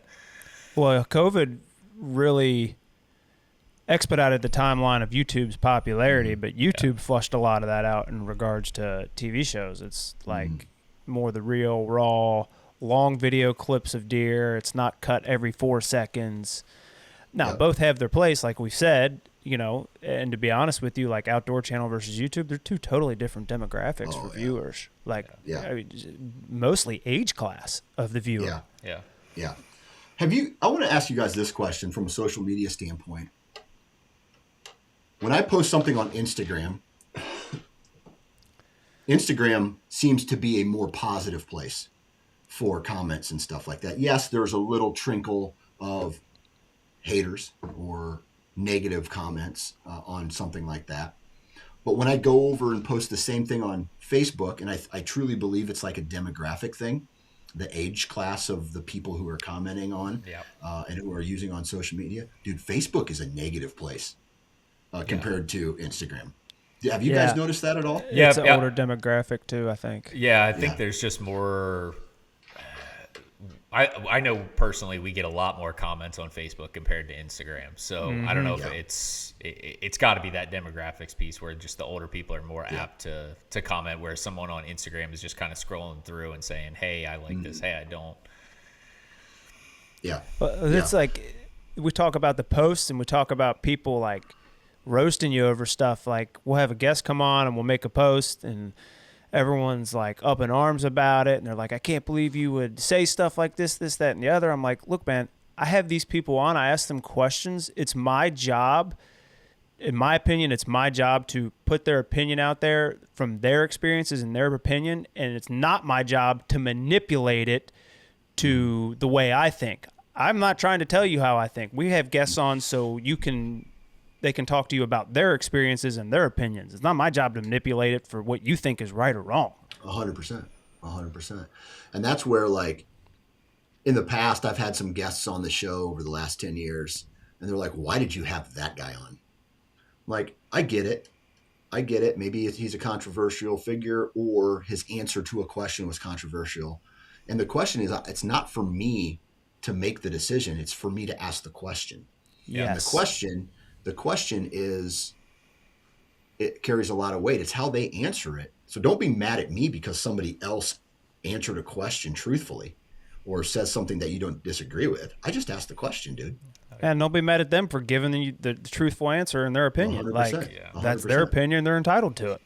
My favorite, though, this whole social media thing is, and social media and just the world we live in, and like some of the motivational clips that are out there is like, my haters are my biggest fans or whatever like that. And you get these people who they're following people because they disagree with them.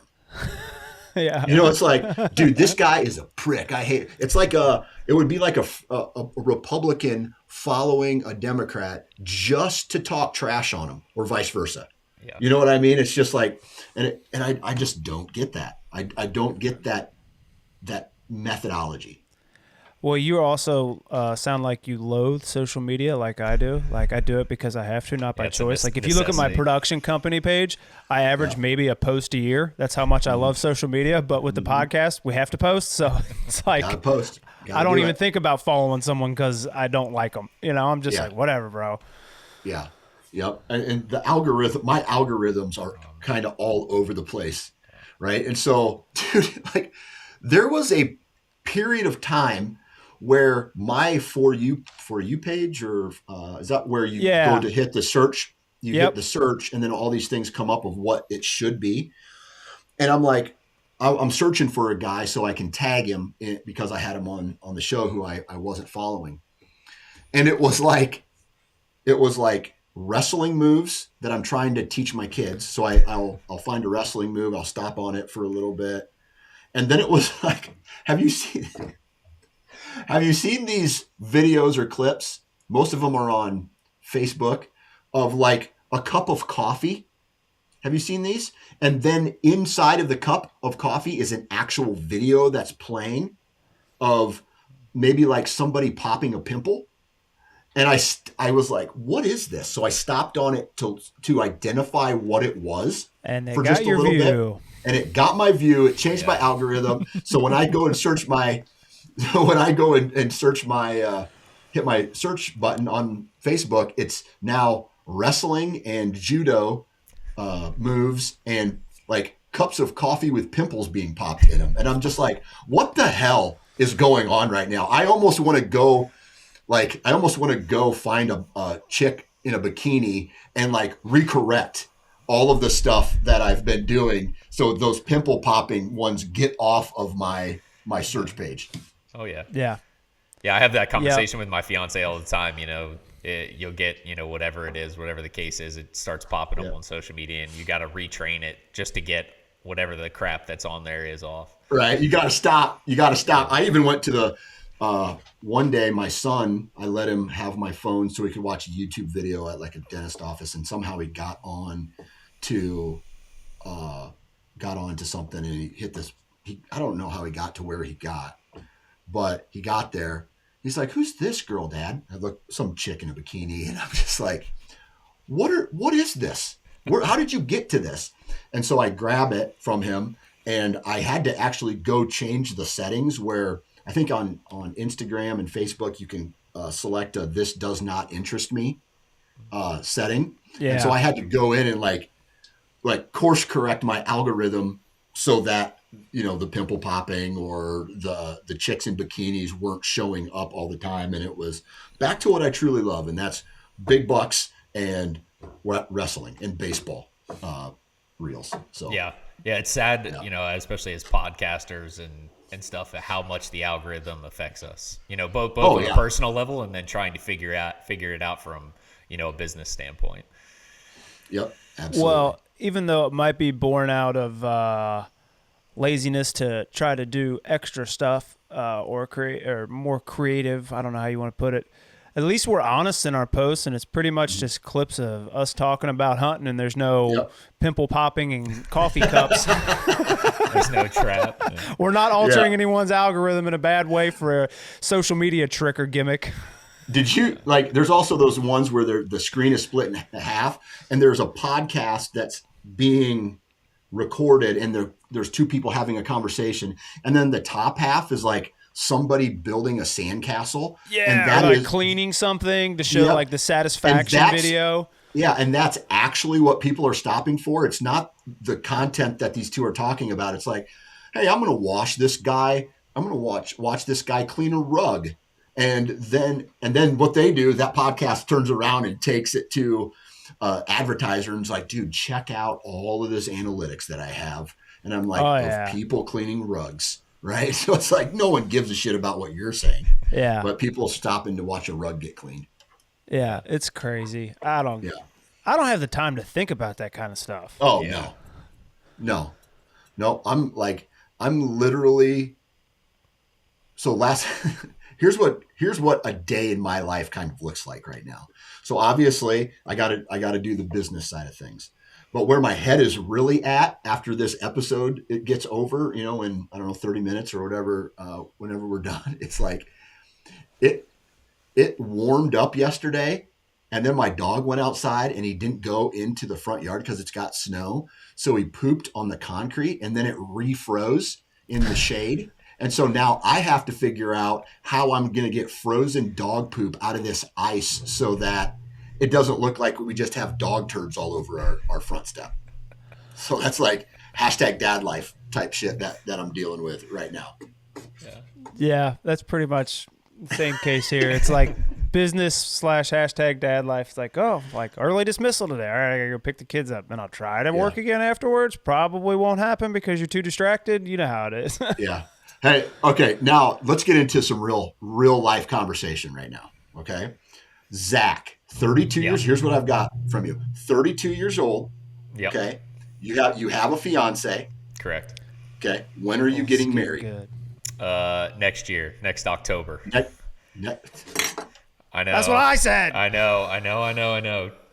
It's middle of October, so hopefully we avoid any cold fronts. But All I'm gonna say is you better. so I have a very. I gotta go, guys. All right, I gotta go.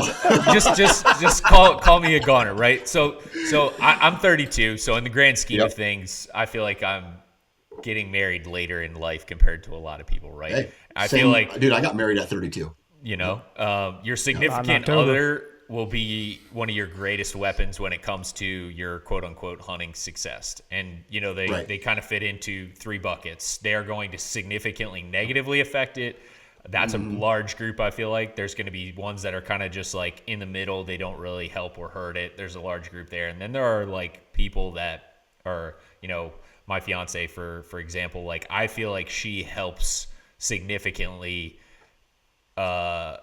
increase my chances of success in hunting. Whether that's, I wake up in the morning and, she's like, hey, you need to get out of bed because last night you were saying the barometric pressure was, so-and-so, the wind was doing this. And like I took a really long time in life to really, look at, who I wanted to spend my life with from a hunting perspective, but, an overall life perspective as well.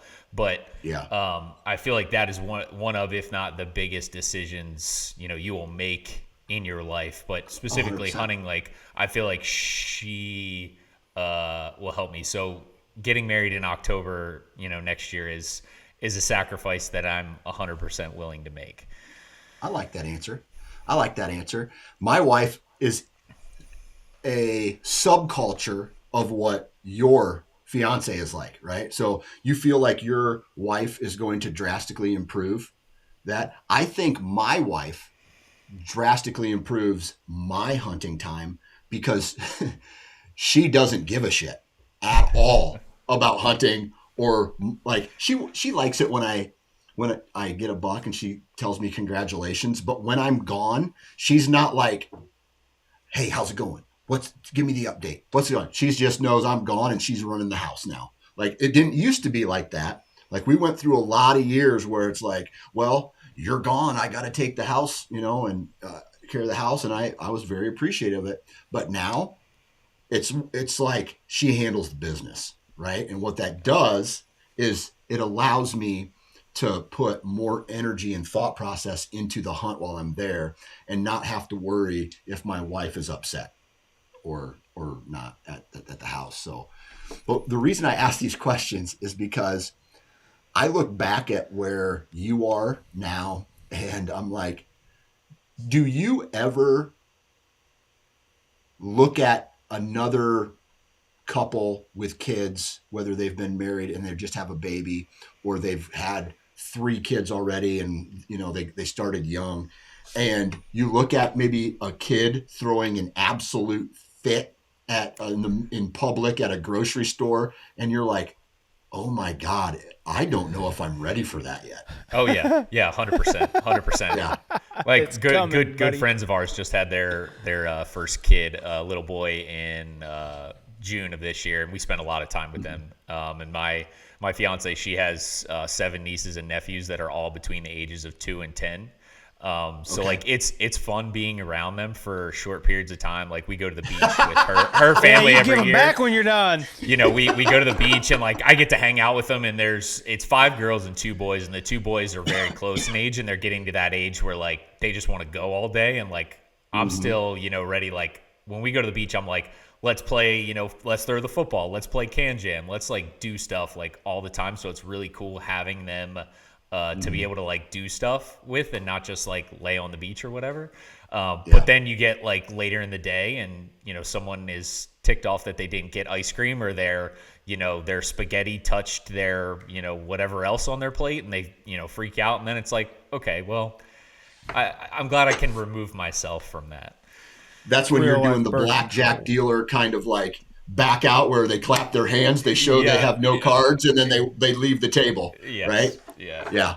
Yeah. So the only difference between what you just said and what actually happens is the fact that you now have to be the one who takes care of that problem. Yep. Yeah. And sometimes it's awesome because you have a ton of patience and you're a great dad and you're just like, you know what? Hey, bud, let's kind of relax a little bit and let's work this out, blah, blah, blah. Or you get what I call volcano dad shows up and he just is like explodes. Like, and I have a real long fuse where this happened a couple nights ago, right?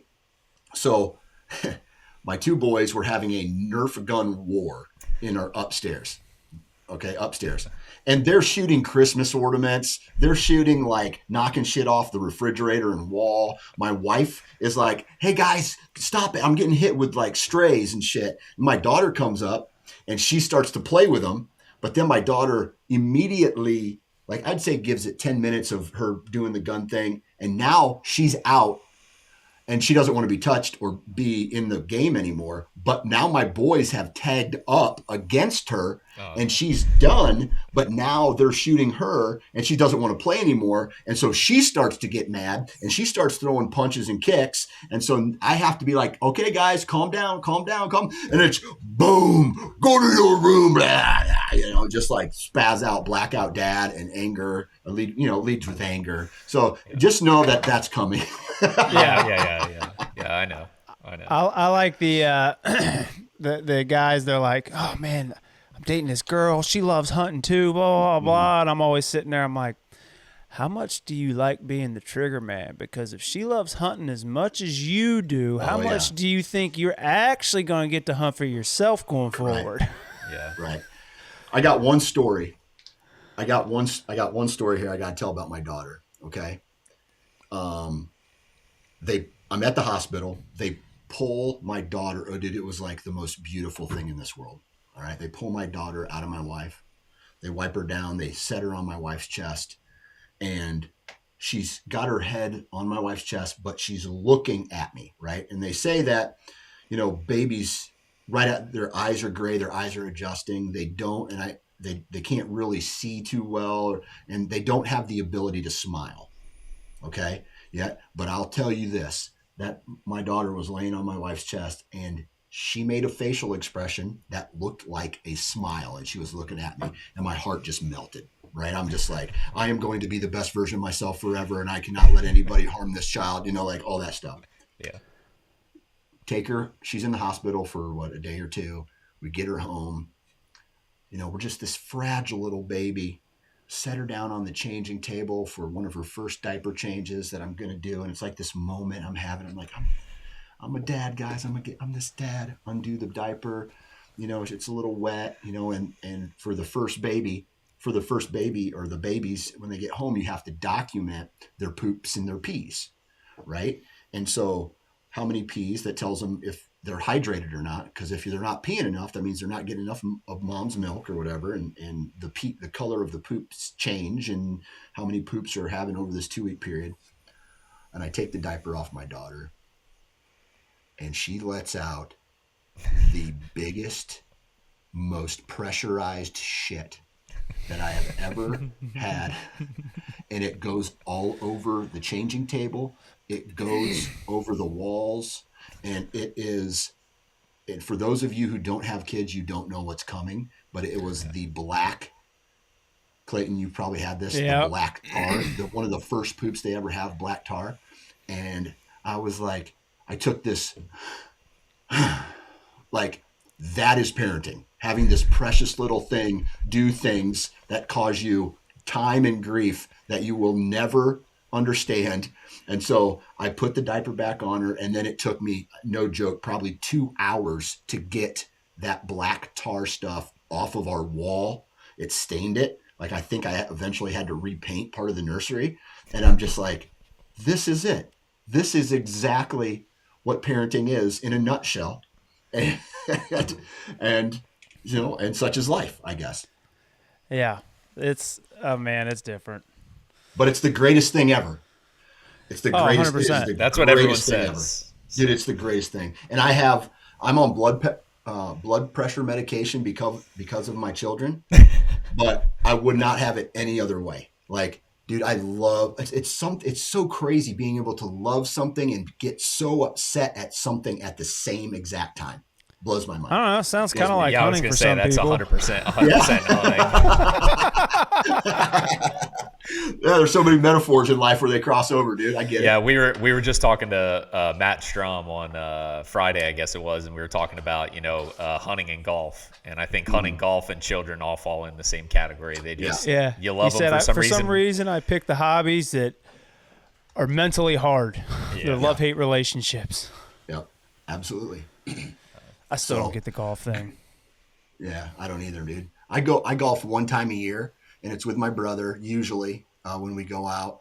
And I say to myself, all right, I'm gonna try this time, right? And by the second hole, I'm pulling out the driver for just about every shot, just trying to crush the shit out of the ball. And then it goes 400 yards in the wrong direction. And I'm like, okay, now I'm pissed because I want to win. And then the old me would have just started drinking hard. Now I don't drink anymore. So now I have to actually deal with my anger and emotions, like on a real level out on the golf course. And I'm just like, dude, why are you so angry on something you never practice? You never practice golf. Golf is not in your life, but you get so pissed at it because and my brother, he's the opposite. He doesn't hunt, but he golfs and he's good. He's really good.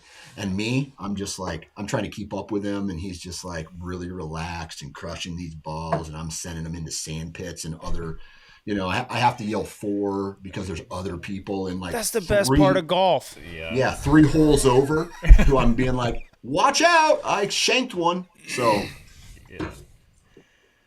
Meanwhile, you got guys like John Daly who can show up after drinking 24 beers, smoking a pack of darts and bare feet, and just ace it every time. That particular thing blows my mind on certain people, right? So I actually drank way too much, which is the reason why I no longer drink. I'm 7 months sober, no drops of alcohol in that time frame. But there's people out there who are in their 70s getting rocked and smoking cigarettes and have this, and they can still go out and perform. And it's almost like the second they stop, that's when all of the bad things in their life happen. And so that's what happened with my grandpa, right? So my grandpa, that dude would smoke like 4 packs of cigarettes a day. And then he cut way back. His doctor's like, well, you should probably stop smoking. And he's like, okay, well, he'd been smoking since basic training before he went to the Korean War. And then all through his entire life, eating bacon and smoking cigarettes. And then he's cut back, didn't even stop, cut back on smoking. And that's when all the bad shit happened to him. So it's just like, what's going on here?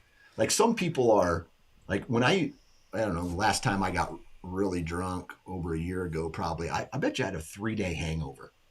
But there's guys I know who are my age or older, they go out and they can do what John Daly's doing and just performing at this ultimate level. And I'm just like, what is going on? I wish I had a little bit of that talent. I can't even do 1% of that talent dead sober. So some people just have a God-given gift for both aspects, thriving in the chaos and being really talented at what they do. Yeah, exactly. You do it long enough and you just get used to it. Yeah. That's like the smoking thing. I love that.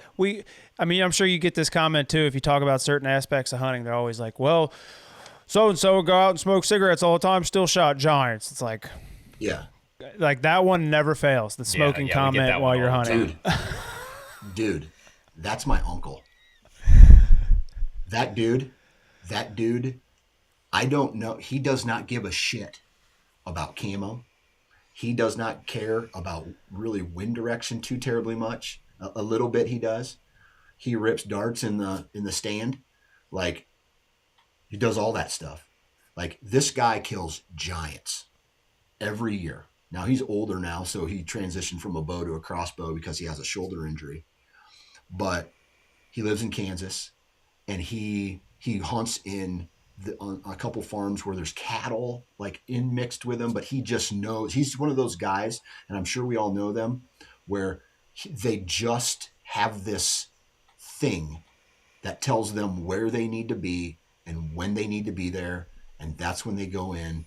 And a couple days ago, my uncle sends me a picture of this buck, a handful of days ago, maybe last week, and it's just like another giant hits the ground with my uncle, and I'm just like, you know how much time and energy I put into some of this? I got a buddy I went to high school with. He does the same thing. He's not into the product thing. He's probably been shooting the same bow for 15 years, right? Probably has never changed his arrows. Maybe gets some new broadheads. Maybe gets another seed company stocking cap every single year. And he goes out and he just crushes giants every single year. And I'm just like, how do you do this? Some guys are just killers. Yeah, oh, I think some days too. It's that little bit of luck. Like we talk on podcasts, we talk to people, we watch all this information and try to absorb anything and put all these techniques and these tactics into place. And at the end of the day, there is just that little bit of luck. And I think it's crazy to say it, but I think some people just have a little bit more of it than others. Mm-hmm. Yeah, Jay's like that. Jay works at it, but Jay's a killer. Mm-hmm. I mean, he's like, if you had to like pick a handful of people, like, hey, you can put them anywhere in the country and they can go get it done. Jay's one of them. Yeah, I got some friends like that too.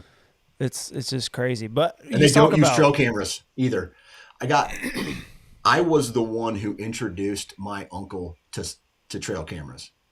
And he just barely, like the one right now, it's like he puts it out in summer, he sets it over top of like tall weeds, and then in 3 weeks the batteries are dead because all it's catching, and then he's like, yeah, I don't know about these trail camera things. Like, okay, bud, whatever. And I know guys who, they don't use trail cameras, they just don't give a shit, and they slay, dude. They slay every year. I want to be that guy. I don't want to be the 1%er. I want to be the guy who gets out of the factory smelling like grease and goes to, like he's like, "Ow, I got about 45 minutes to hunt before I got to be to a basketball game for my kid. I'm going to step out real quick. I think tonight's the night."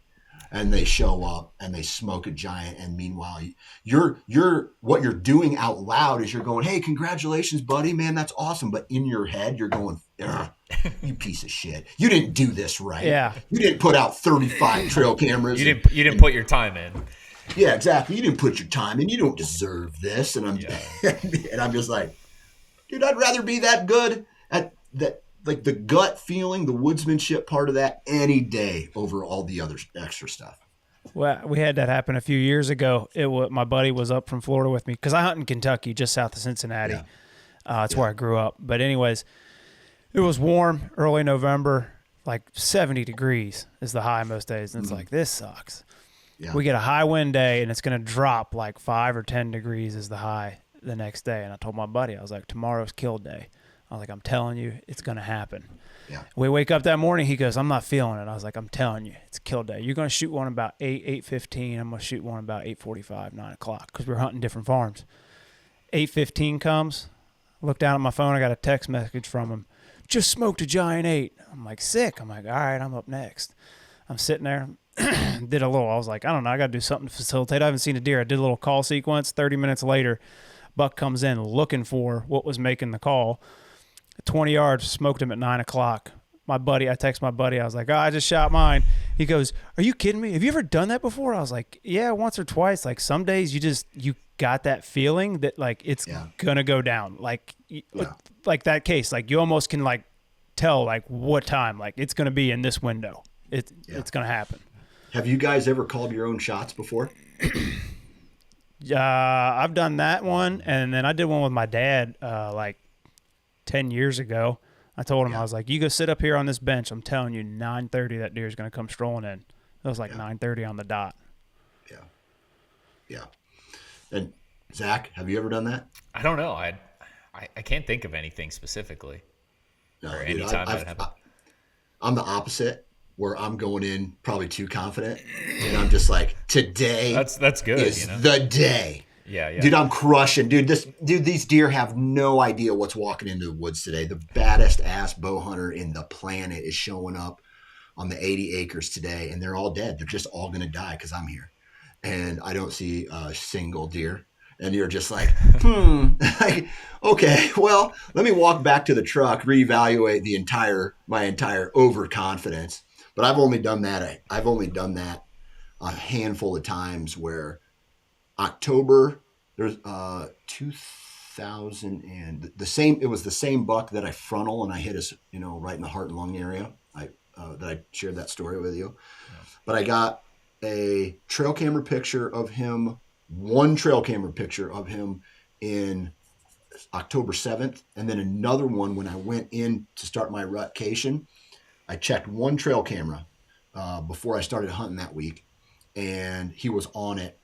And so I had 2 points of where he was at. And I'm like, he's going to come through here at this little end of this ridge. And sure enough, the first time I went in there, he came in and I shot him. So I've only called my shot maybe once, other than, some does where I'm going to go shoot a doe tonight. And of course, does show up the same spot every time. But I think only one time with a buck. Actually, last year and this year, I've done it a couple times, but it was a circumstance where I called the time the deer was going to be there. I just wasn't there. Like last year, It was a rain early November, and there was scrapes this deer was hitting. He's working a scrape line. I'm like, as soon as that rain stops today, I guarantee you he's daylighting in there. I was driving back from an errand, and the rain stopped 30 minutes early. I checked my phone. He was there. I was like, I freaking knew it. Like I was 30 minutes too late. And then this year, one spot, 2 different times, I was like, I know they're going to be in there because the weather's nasty. He's 100% going to be here like the last hour of daylight. And I was either flying back to Florida because I had to coach the next day, or I was flying from Florida back to the farm. But like you talked about with the 3-day thing, sitting in a certain spot, like that's what I was doing this year. Just so happened the days that they were there were travel days for me. Yeah, man. That's it's just part of it. It's like whatever,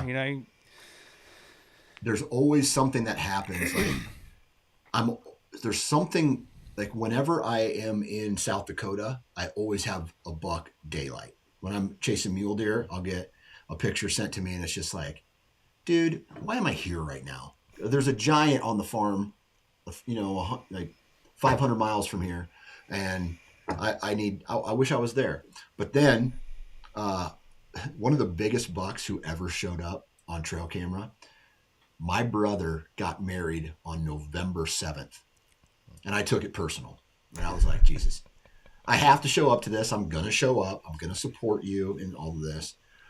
But so I stop hunting. I go there the night before. We do the ceremony, or the, what's that pre-celebration you do? The rehearsal dinner. Yeah, the rehearsal dinner. Then we go into the next day. We do all that. We have the party, the reception afterwards. The next day we get in the car, we drive home.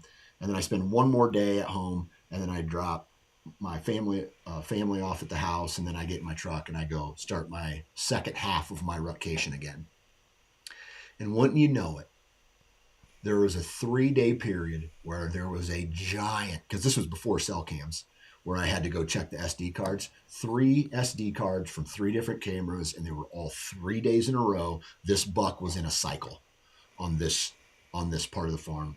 Giant. And I mean like a 180 class 10 with like double split brows. And I'm just like, you are so lucky. I love you. Like, dude, and I give him shit every time they have like an anniversary thing pops up. It's like, remember where you were 10 years ago or whatever? And I'm just like, yeah, I know where I was sitting at a table. Not in a tree stand within 20 yards of where this buck was standing.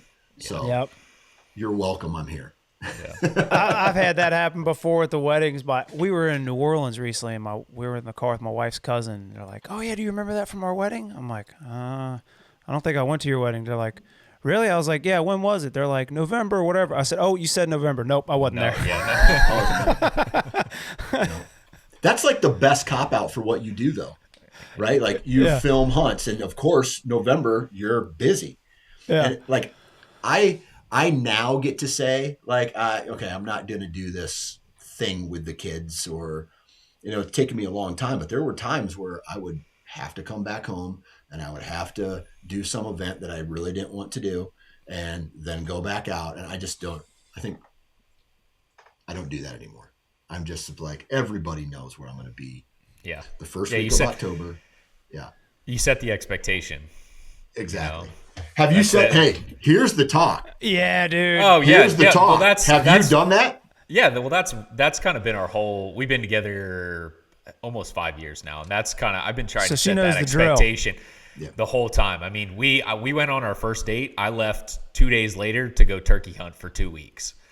And that first year we were together, I went to New Mexico elk hunting. We had a lease. My dad and I, we had a lease in Kansas. We were out there for a long period of time. So like, I feel like and it was intentional. Like early on, it's like, look, hunting is very, very important in my life. Like and in order to do it the way that I want to and be successful and get what I want out of it, I need to invest this time and I need to do things a certain way.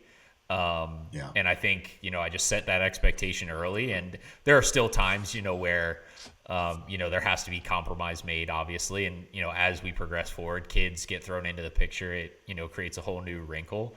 But I think up to this point, she really understands it. And it goes back to like, just her as a person. Like, I think she understands that I need to be there. And there have been times where she's like, oh, like this event, so-and-so in, late October, November, like even when I'm there, she knows that I'm like not really there.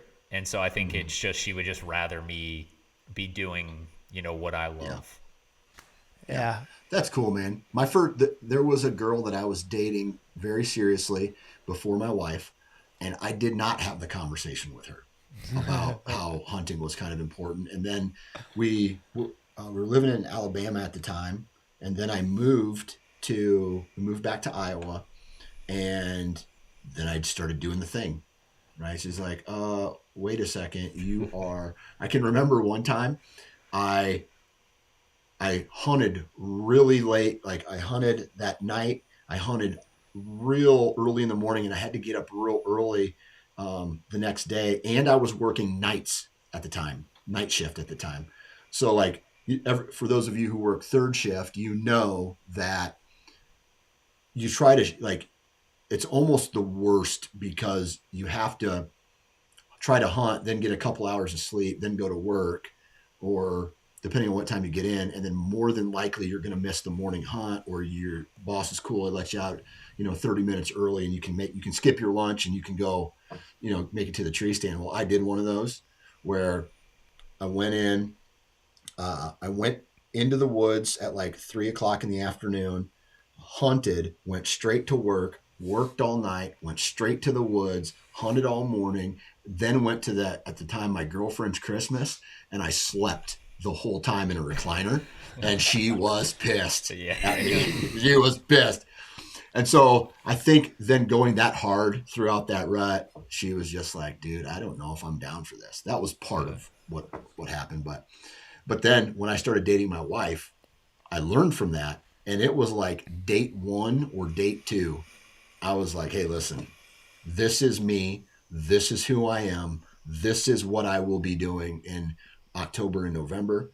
If you're down with it, then I'm down with you.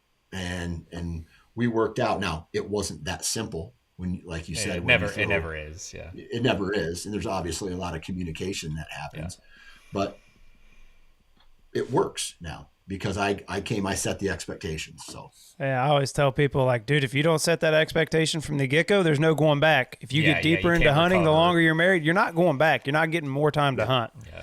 And then it's like you get the call in the stand and you don't answer, and you're like, what's up? They're like, when can you talk? After dark. Always. When is that? After dark. I don't know. Look up sunset. Yeah, no matter how many years you're together, it's always that conversation. Yeah. Hey, when are you going to be home? Well, it's 2:30. I just got in the tree stand. Like, you should know this by now. Like, take a deep breath, handle it. Like, you can handle it. I promise you can handle it without me. And when I get home, I'll take care of everything until bedtime.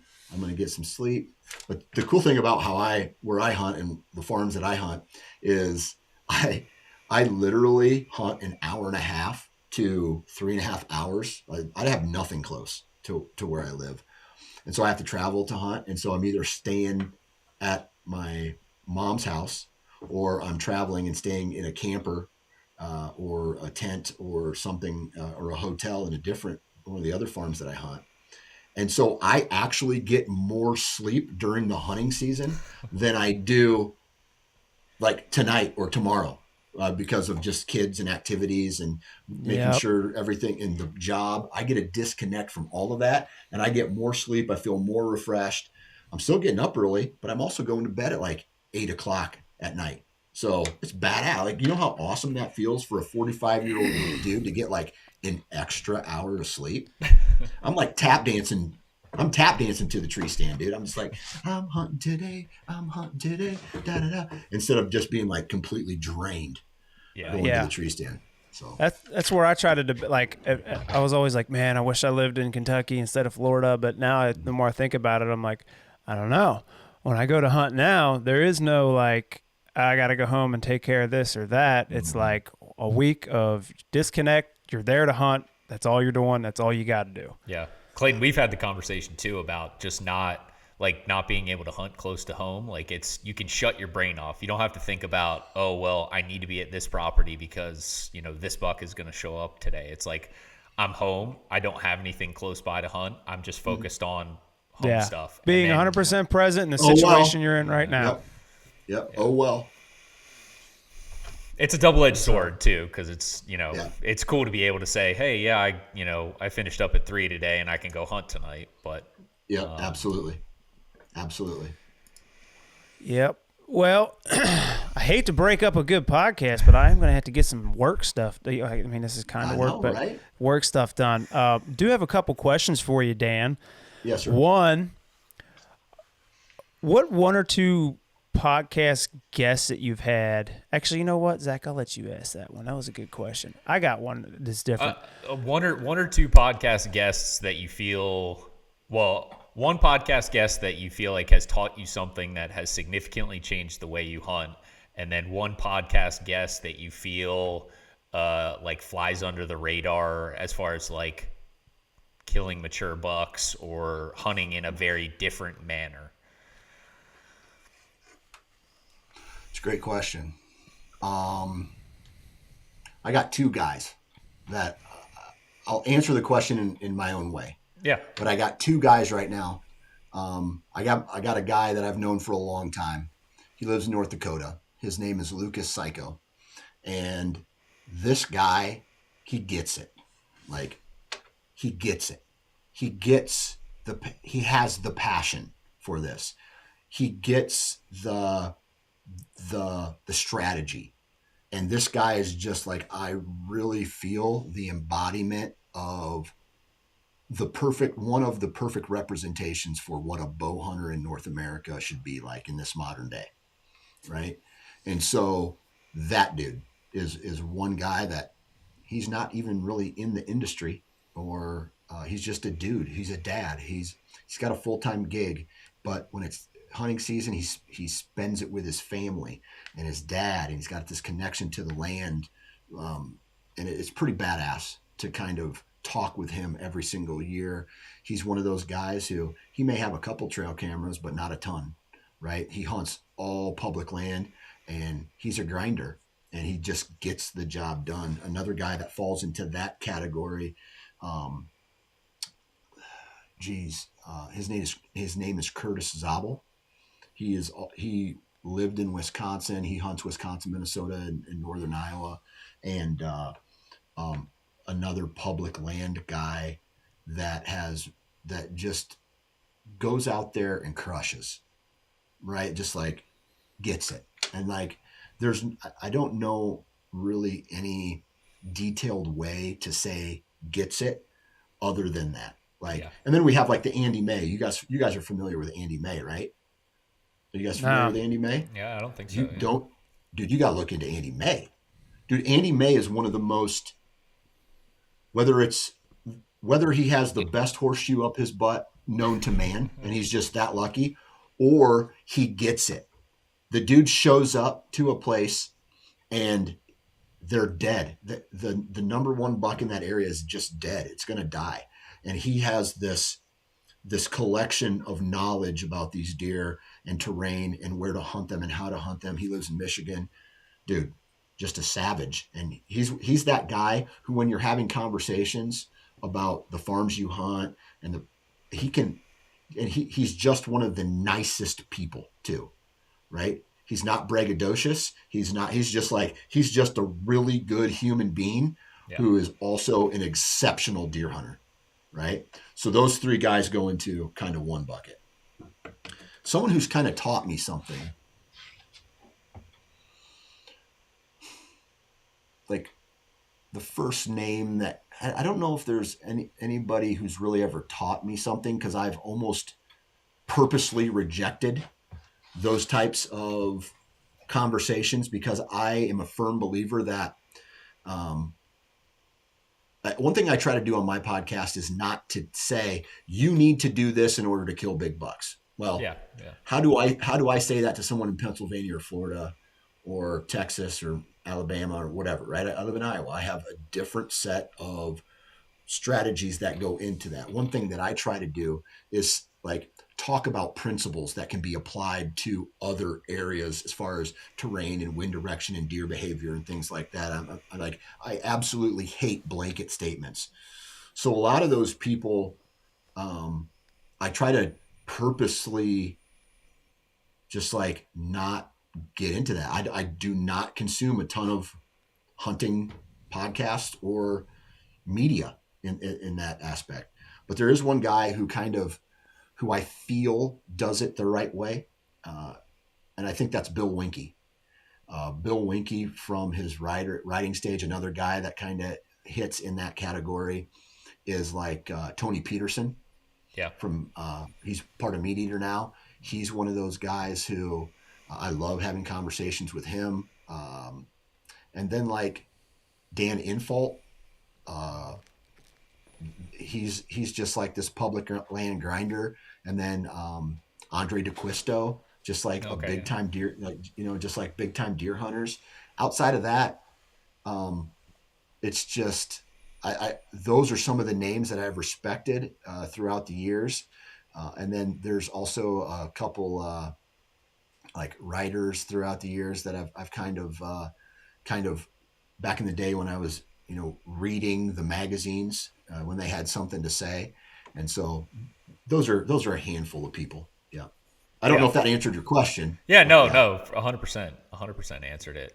I think one of the hard parts that we run into a lot is, like you said, hunting is so subjective to the individual person, the area, the locations they hunt. It's trying to get a like you said, principles that can be applied across everything, and trying to explain and analyze those principles in a way that is concise and can be broadcasted to a larger audience. That's something we like question and talk about a lot, is how can we showcase this person, the principle that they're trying to showcase in a 60-second clip. It's just tough, and have it apply to a large portion of the people that are ultimately going to consume that. So 100%. it's tough. Yeah. Well, you kind of answered my question. I was going to say, what's one of the biggest things you've learned from all the podcast episodes? Well, the cool thing is, here's what I've learned, is that everybody has a different story. That's what I'm intrigued with the most, is the story. And what has changed a lot for the Nine Finger Chronicles over the last 3 or 4 years is the stories that go beyond hunting. When you get to hear a story about how much this dude's dad meant to him before he passed away from cancer, and that you hear these stories of people, not just deer. It's the people who make these stories, because there's 1,000 deer out there, and there's 1,000 people who tell the same story every single year, but it's the people and the little glimpses into these people's lives. It's like, I got some people that I know right now who I know I'm sending good vibes their way on a daily basis, because they're out of the woods hunting because of a family issue, like major family issues that I know that they're not. And it's some of those stories, when you get in deeper to even the analytical side of this whole podcast, is those seem to be, I could have fill in the blank, big name bow hunter industry person. For my podcast, for some reason, they do not go as well as I thought they would go. When I have a conversation to some dude who, did crystal meth for X number of years, went to prison for X number of years because of that, then comes out of that and finds hunting, and that is what's currently saving his life, is hunting, and he's not wanting to go back and do drugs or cook meth or that kind of stuff. He doesn't want to go back to prison again, and his salvation, in a way, is through finding his version of Jesus and finding hunting. And I can relate to that, because that's something that I did, not the crystal meth part, but like being in a space where bow hunting has kind of course corrected my life, and then hearing the connection to the real world that's out there, like the frustrations people have on a daily basis with money and jobs, or funny things that their brothers and what their favorite movies were in the 80s or 90s, and all of that stuff kind of connects, and then intertwining the hunting into those stories is where we find commonality. Yeah. Well, that goes back to what I was saying earlier. to further develop what I said people connect with people. Like all these deer, it's the same story, a different variation. What's different is the person that's involved with the story. Right. That's really the story right there, is the person, and that's what other people connect with. It's the 100%. humanizing element, the common ground. Yep. Yep. And then just like trying to, this is my mission, almost like, what's that called? Call it a mission statement or a Yeah. motto.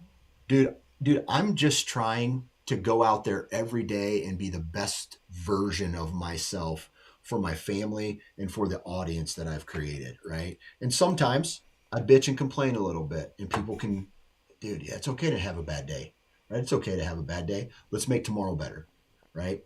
And so that's really the vibe that I'm going for these days, is to share amazing stories with amazing people who are just like all of us, and then having a connection, like finding that connection through hunting or the outdoors. Yep.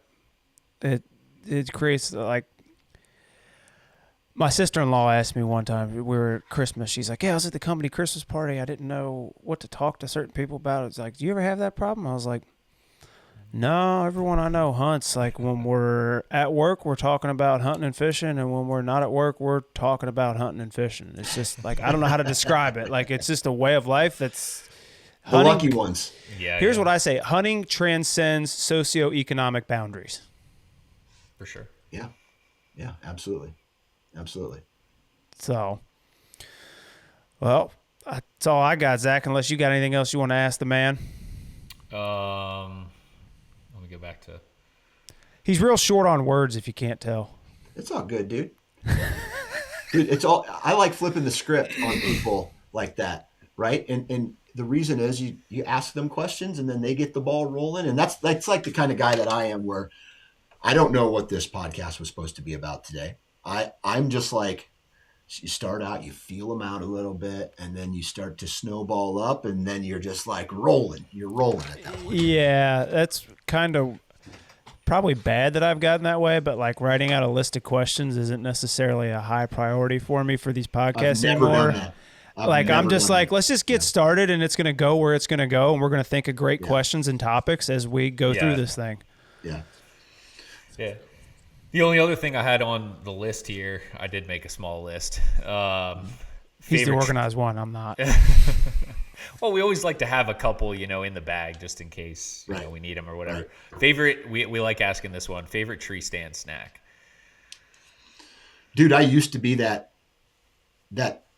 guy who was like, I have a bag of Oreos. And I don't mean like the little bag. I mean like the family size bag of Oreos, Snickers bars, all of that stuff. And then it's like, you get in the stand, you set up, it's 2:30. I'm bored. What am I going to do? I'm going to crush thousands of grams of sugar. And then I get tired, and then I start to fall asleep and head nod, and I shouldn't be doing that. And I kind of realize I shouldn't be doing that. And so then I used to take a bag of baby carrots into the woods with me and just slowly munch throughout the whole sit on 1 pound of baby carrots throughout the entire house, just constantly chewing baby carrots. And then finally I'm just like, why am I even bringing food to the stand? Because I don't ever sit all day. Yeah. So I'll just now it's just water and gum, really. That's it. Yeah. Maybe some breath mints. Yeah, the more I hunt, the harder all day sits get. Yeah. I understand all the science behind it, the logic. I just have never been an all-day hunts guy. No. Nope. I can count on one hand, I think, the number of true all-day sits I've done. Right, same here. And my favorite is when I go, like, there's the guys out there who's like, the best time to be in the woods is from 11 to 2:30. I belly laugh at when people say that. I'm just like, no thanks. I would rather be eating lunch, airing out my clothes, like just sitting around a campfire, whatever it was, getting some work done. I just can't do it. But I will say this. So I have always been like a lone wolf assault guy. And I had these very small stands, right? They're a smaller run and gun type stand. That's what I've always done. And you're in there, like I'm 6'1", 230. And so you're in there just kind of like crunched sometimes when you're getting into it, like a Y of a tree. I feel like sometimes I'm kind of crunched in there. And then Summit, a couple years ago, sent me one of their tree stands. And it sat in a corner for 3 or 4 hunting seasons. And this year was the first year I ever sat that thing up. I sat it up and I sat in that son of a gun and I was like, whoa, I might change my mind on all day sits, because I was like reclined back, big comfortable seat, like big platform. I was up there, just legs were hanging out over, 100% relaxed and comfortable. And I was like, this whole like Millennium tree stands, they have like the seat. That's what I've got. Yeah. Yeah. They got like it's not a mobile setup at all. It's like a permanent stand. But once you're in it, you're like, oh man, this lifestyle ain't so bad. Yeah. Yeah. Oh yeah. So we got Graham. He's 6'3", 245, and there's some tree stands I hang. I'm like, hey, you gotta shoot him like this. He's like, I can't hunt that, cuz I'm 6'3". I'm too big for that. I'm like, sorry, bro. Tree dictated how I had to hang it. I can't help you. Exactly. I think physically, obviously I can do the all day sits. I just think having, even if it's just an hour, even if you just get down and move stands, or you get down and you go out to your truck, or you go back for lunch, just having that 1 hour or more to turn your brain off a little bit, where you're not worried about your movements. You're not worried about, all these little intricacies that are changing, every millisecond. Right. It makes you that much more alert, and that much of a better hunter. Like, I think, like, at some point there is a length of time that you can spend in the woods where I think it actually hurts your chances as opposed to improves your chances. And that's probably not a popular opinion, but that's just I don't even have a tree stand that I can sit in all day long that is going to absorb the wind shifts that absorb. Like, I'm very critical about my tree stands placements. Like, this stand is for, or this tree is for a northwest wind, but once it goes straight north, then I can't sit here anymore. Right. Or if it goes straight south, I can't sit here anymore. I don't like, if there's any type of wind shift, I can't do that anymore. So that's why I'm always down. I'm always going to whatever stand location has the wind direction. So, yeah, where we can get in trouble where we're at is thermals because of the hills. Yeah. We did have someone make a funny comment the other day. We posted a video talking about thermals. Some dude commented, he goes, soon as I heard you mention thermals, I immediately knew you were a guy that names a deer every time you get a picture of a new one on your trail camera. I was like, all right, that's good. Yeah. Love it. So, well, guys, I really appreciate you guys having me on, thinking about me today, and letting me spit some words your way. I appreciate that. Yeah, thanks for coming on. It was fun, man. Yeah, it was good. Are you going to be at any of the trade shows at all this winter, spring? I'm sure I'll make my appearance and get my my candied nuts at the Iowa Deer Classic, but I'll bring my boys, my boy, maybe my daughter. Maybe it'll be a family affair. But I don't know. I might go to the ATA show this year with it being like open to the public. I think that's going to be really cool. There's 2 shows I really want to go to because I've never been there before. And that's the NWTF show. Got to go. In Nashville. And then the Western Hunt Expo in Utah. So those are 2 that I want to go. And obviously SHOT Show I want to go to. But I've just been out of ever since, like, I've kind of stopped filming my hunts, and I've kind of gotten all the contacts I need for the hunting industry. I've just kind of stopped going to some of these shows. And so I don't know. NWTF is worth it. Like, I'm in a position where, like, I tried to avoid trade shows because I know, like you said, I've got the contacts I need, but I went to NWTF last year for the first time. I was like, all right, that's sick. I'm going to come again. Yeah, it's a really good time. Well, maybe I'll run into you boys there. You men. Oh, he's a boy. He's still engaged. 30, he hasn't. Hasn't been initiated yet. Not yet. It's coming. It's trial by fire, buddy. That's right.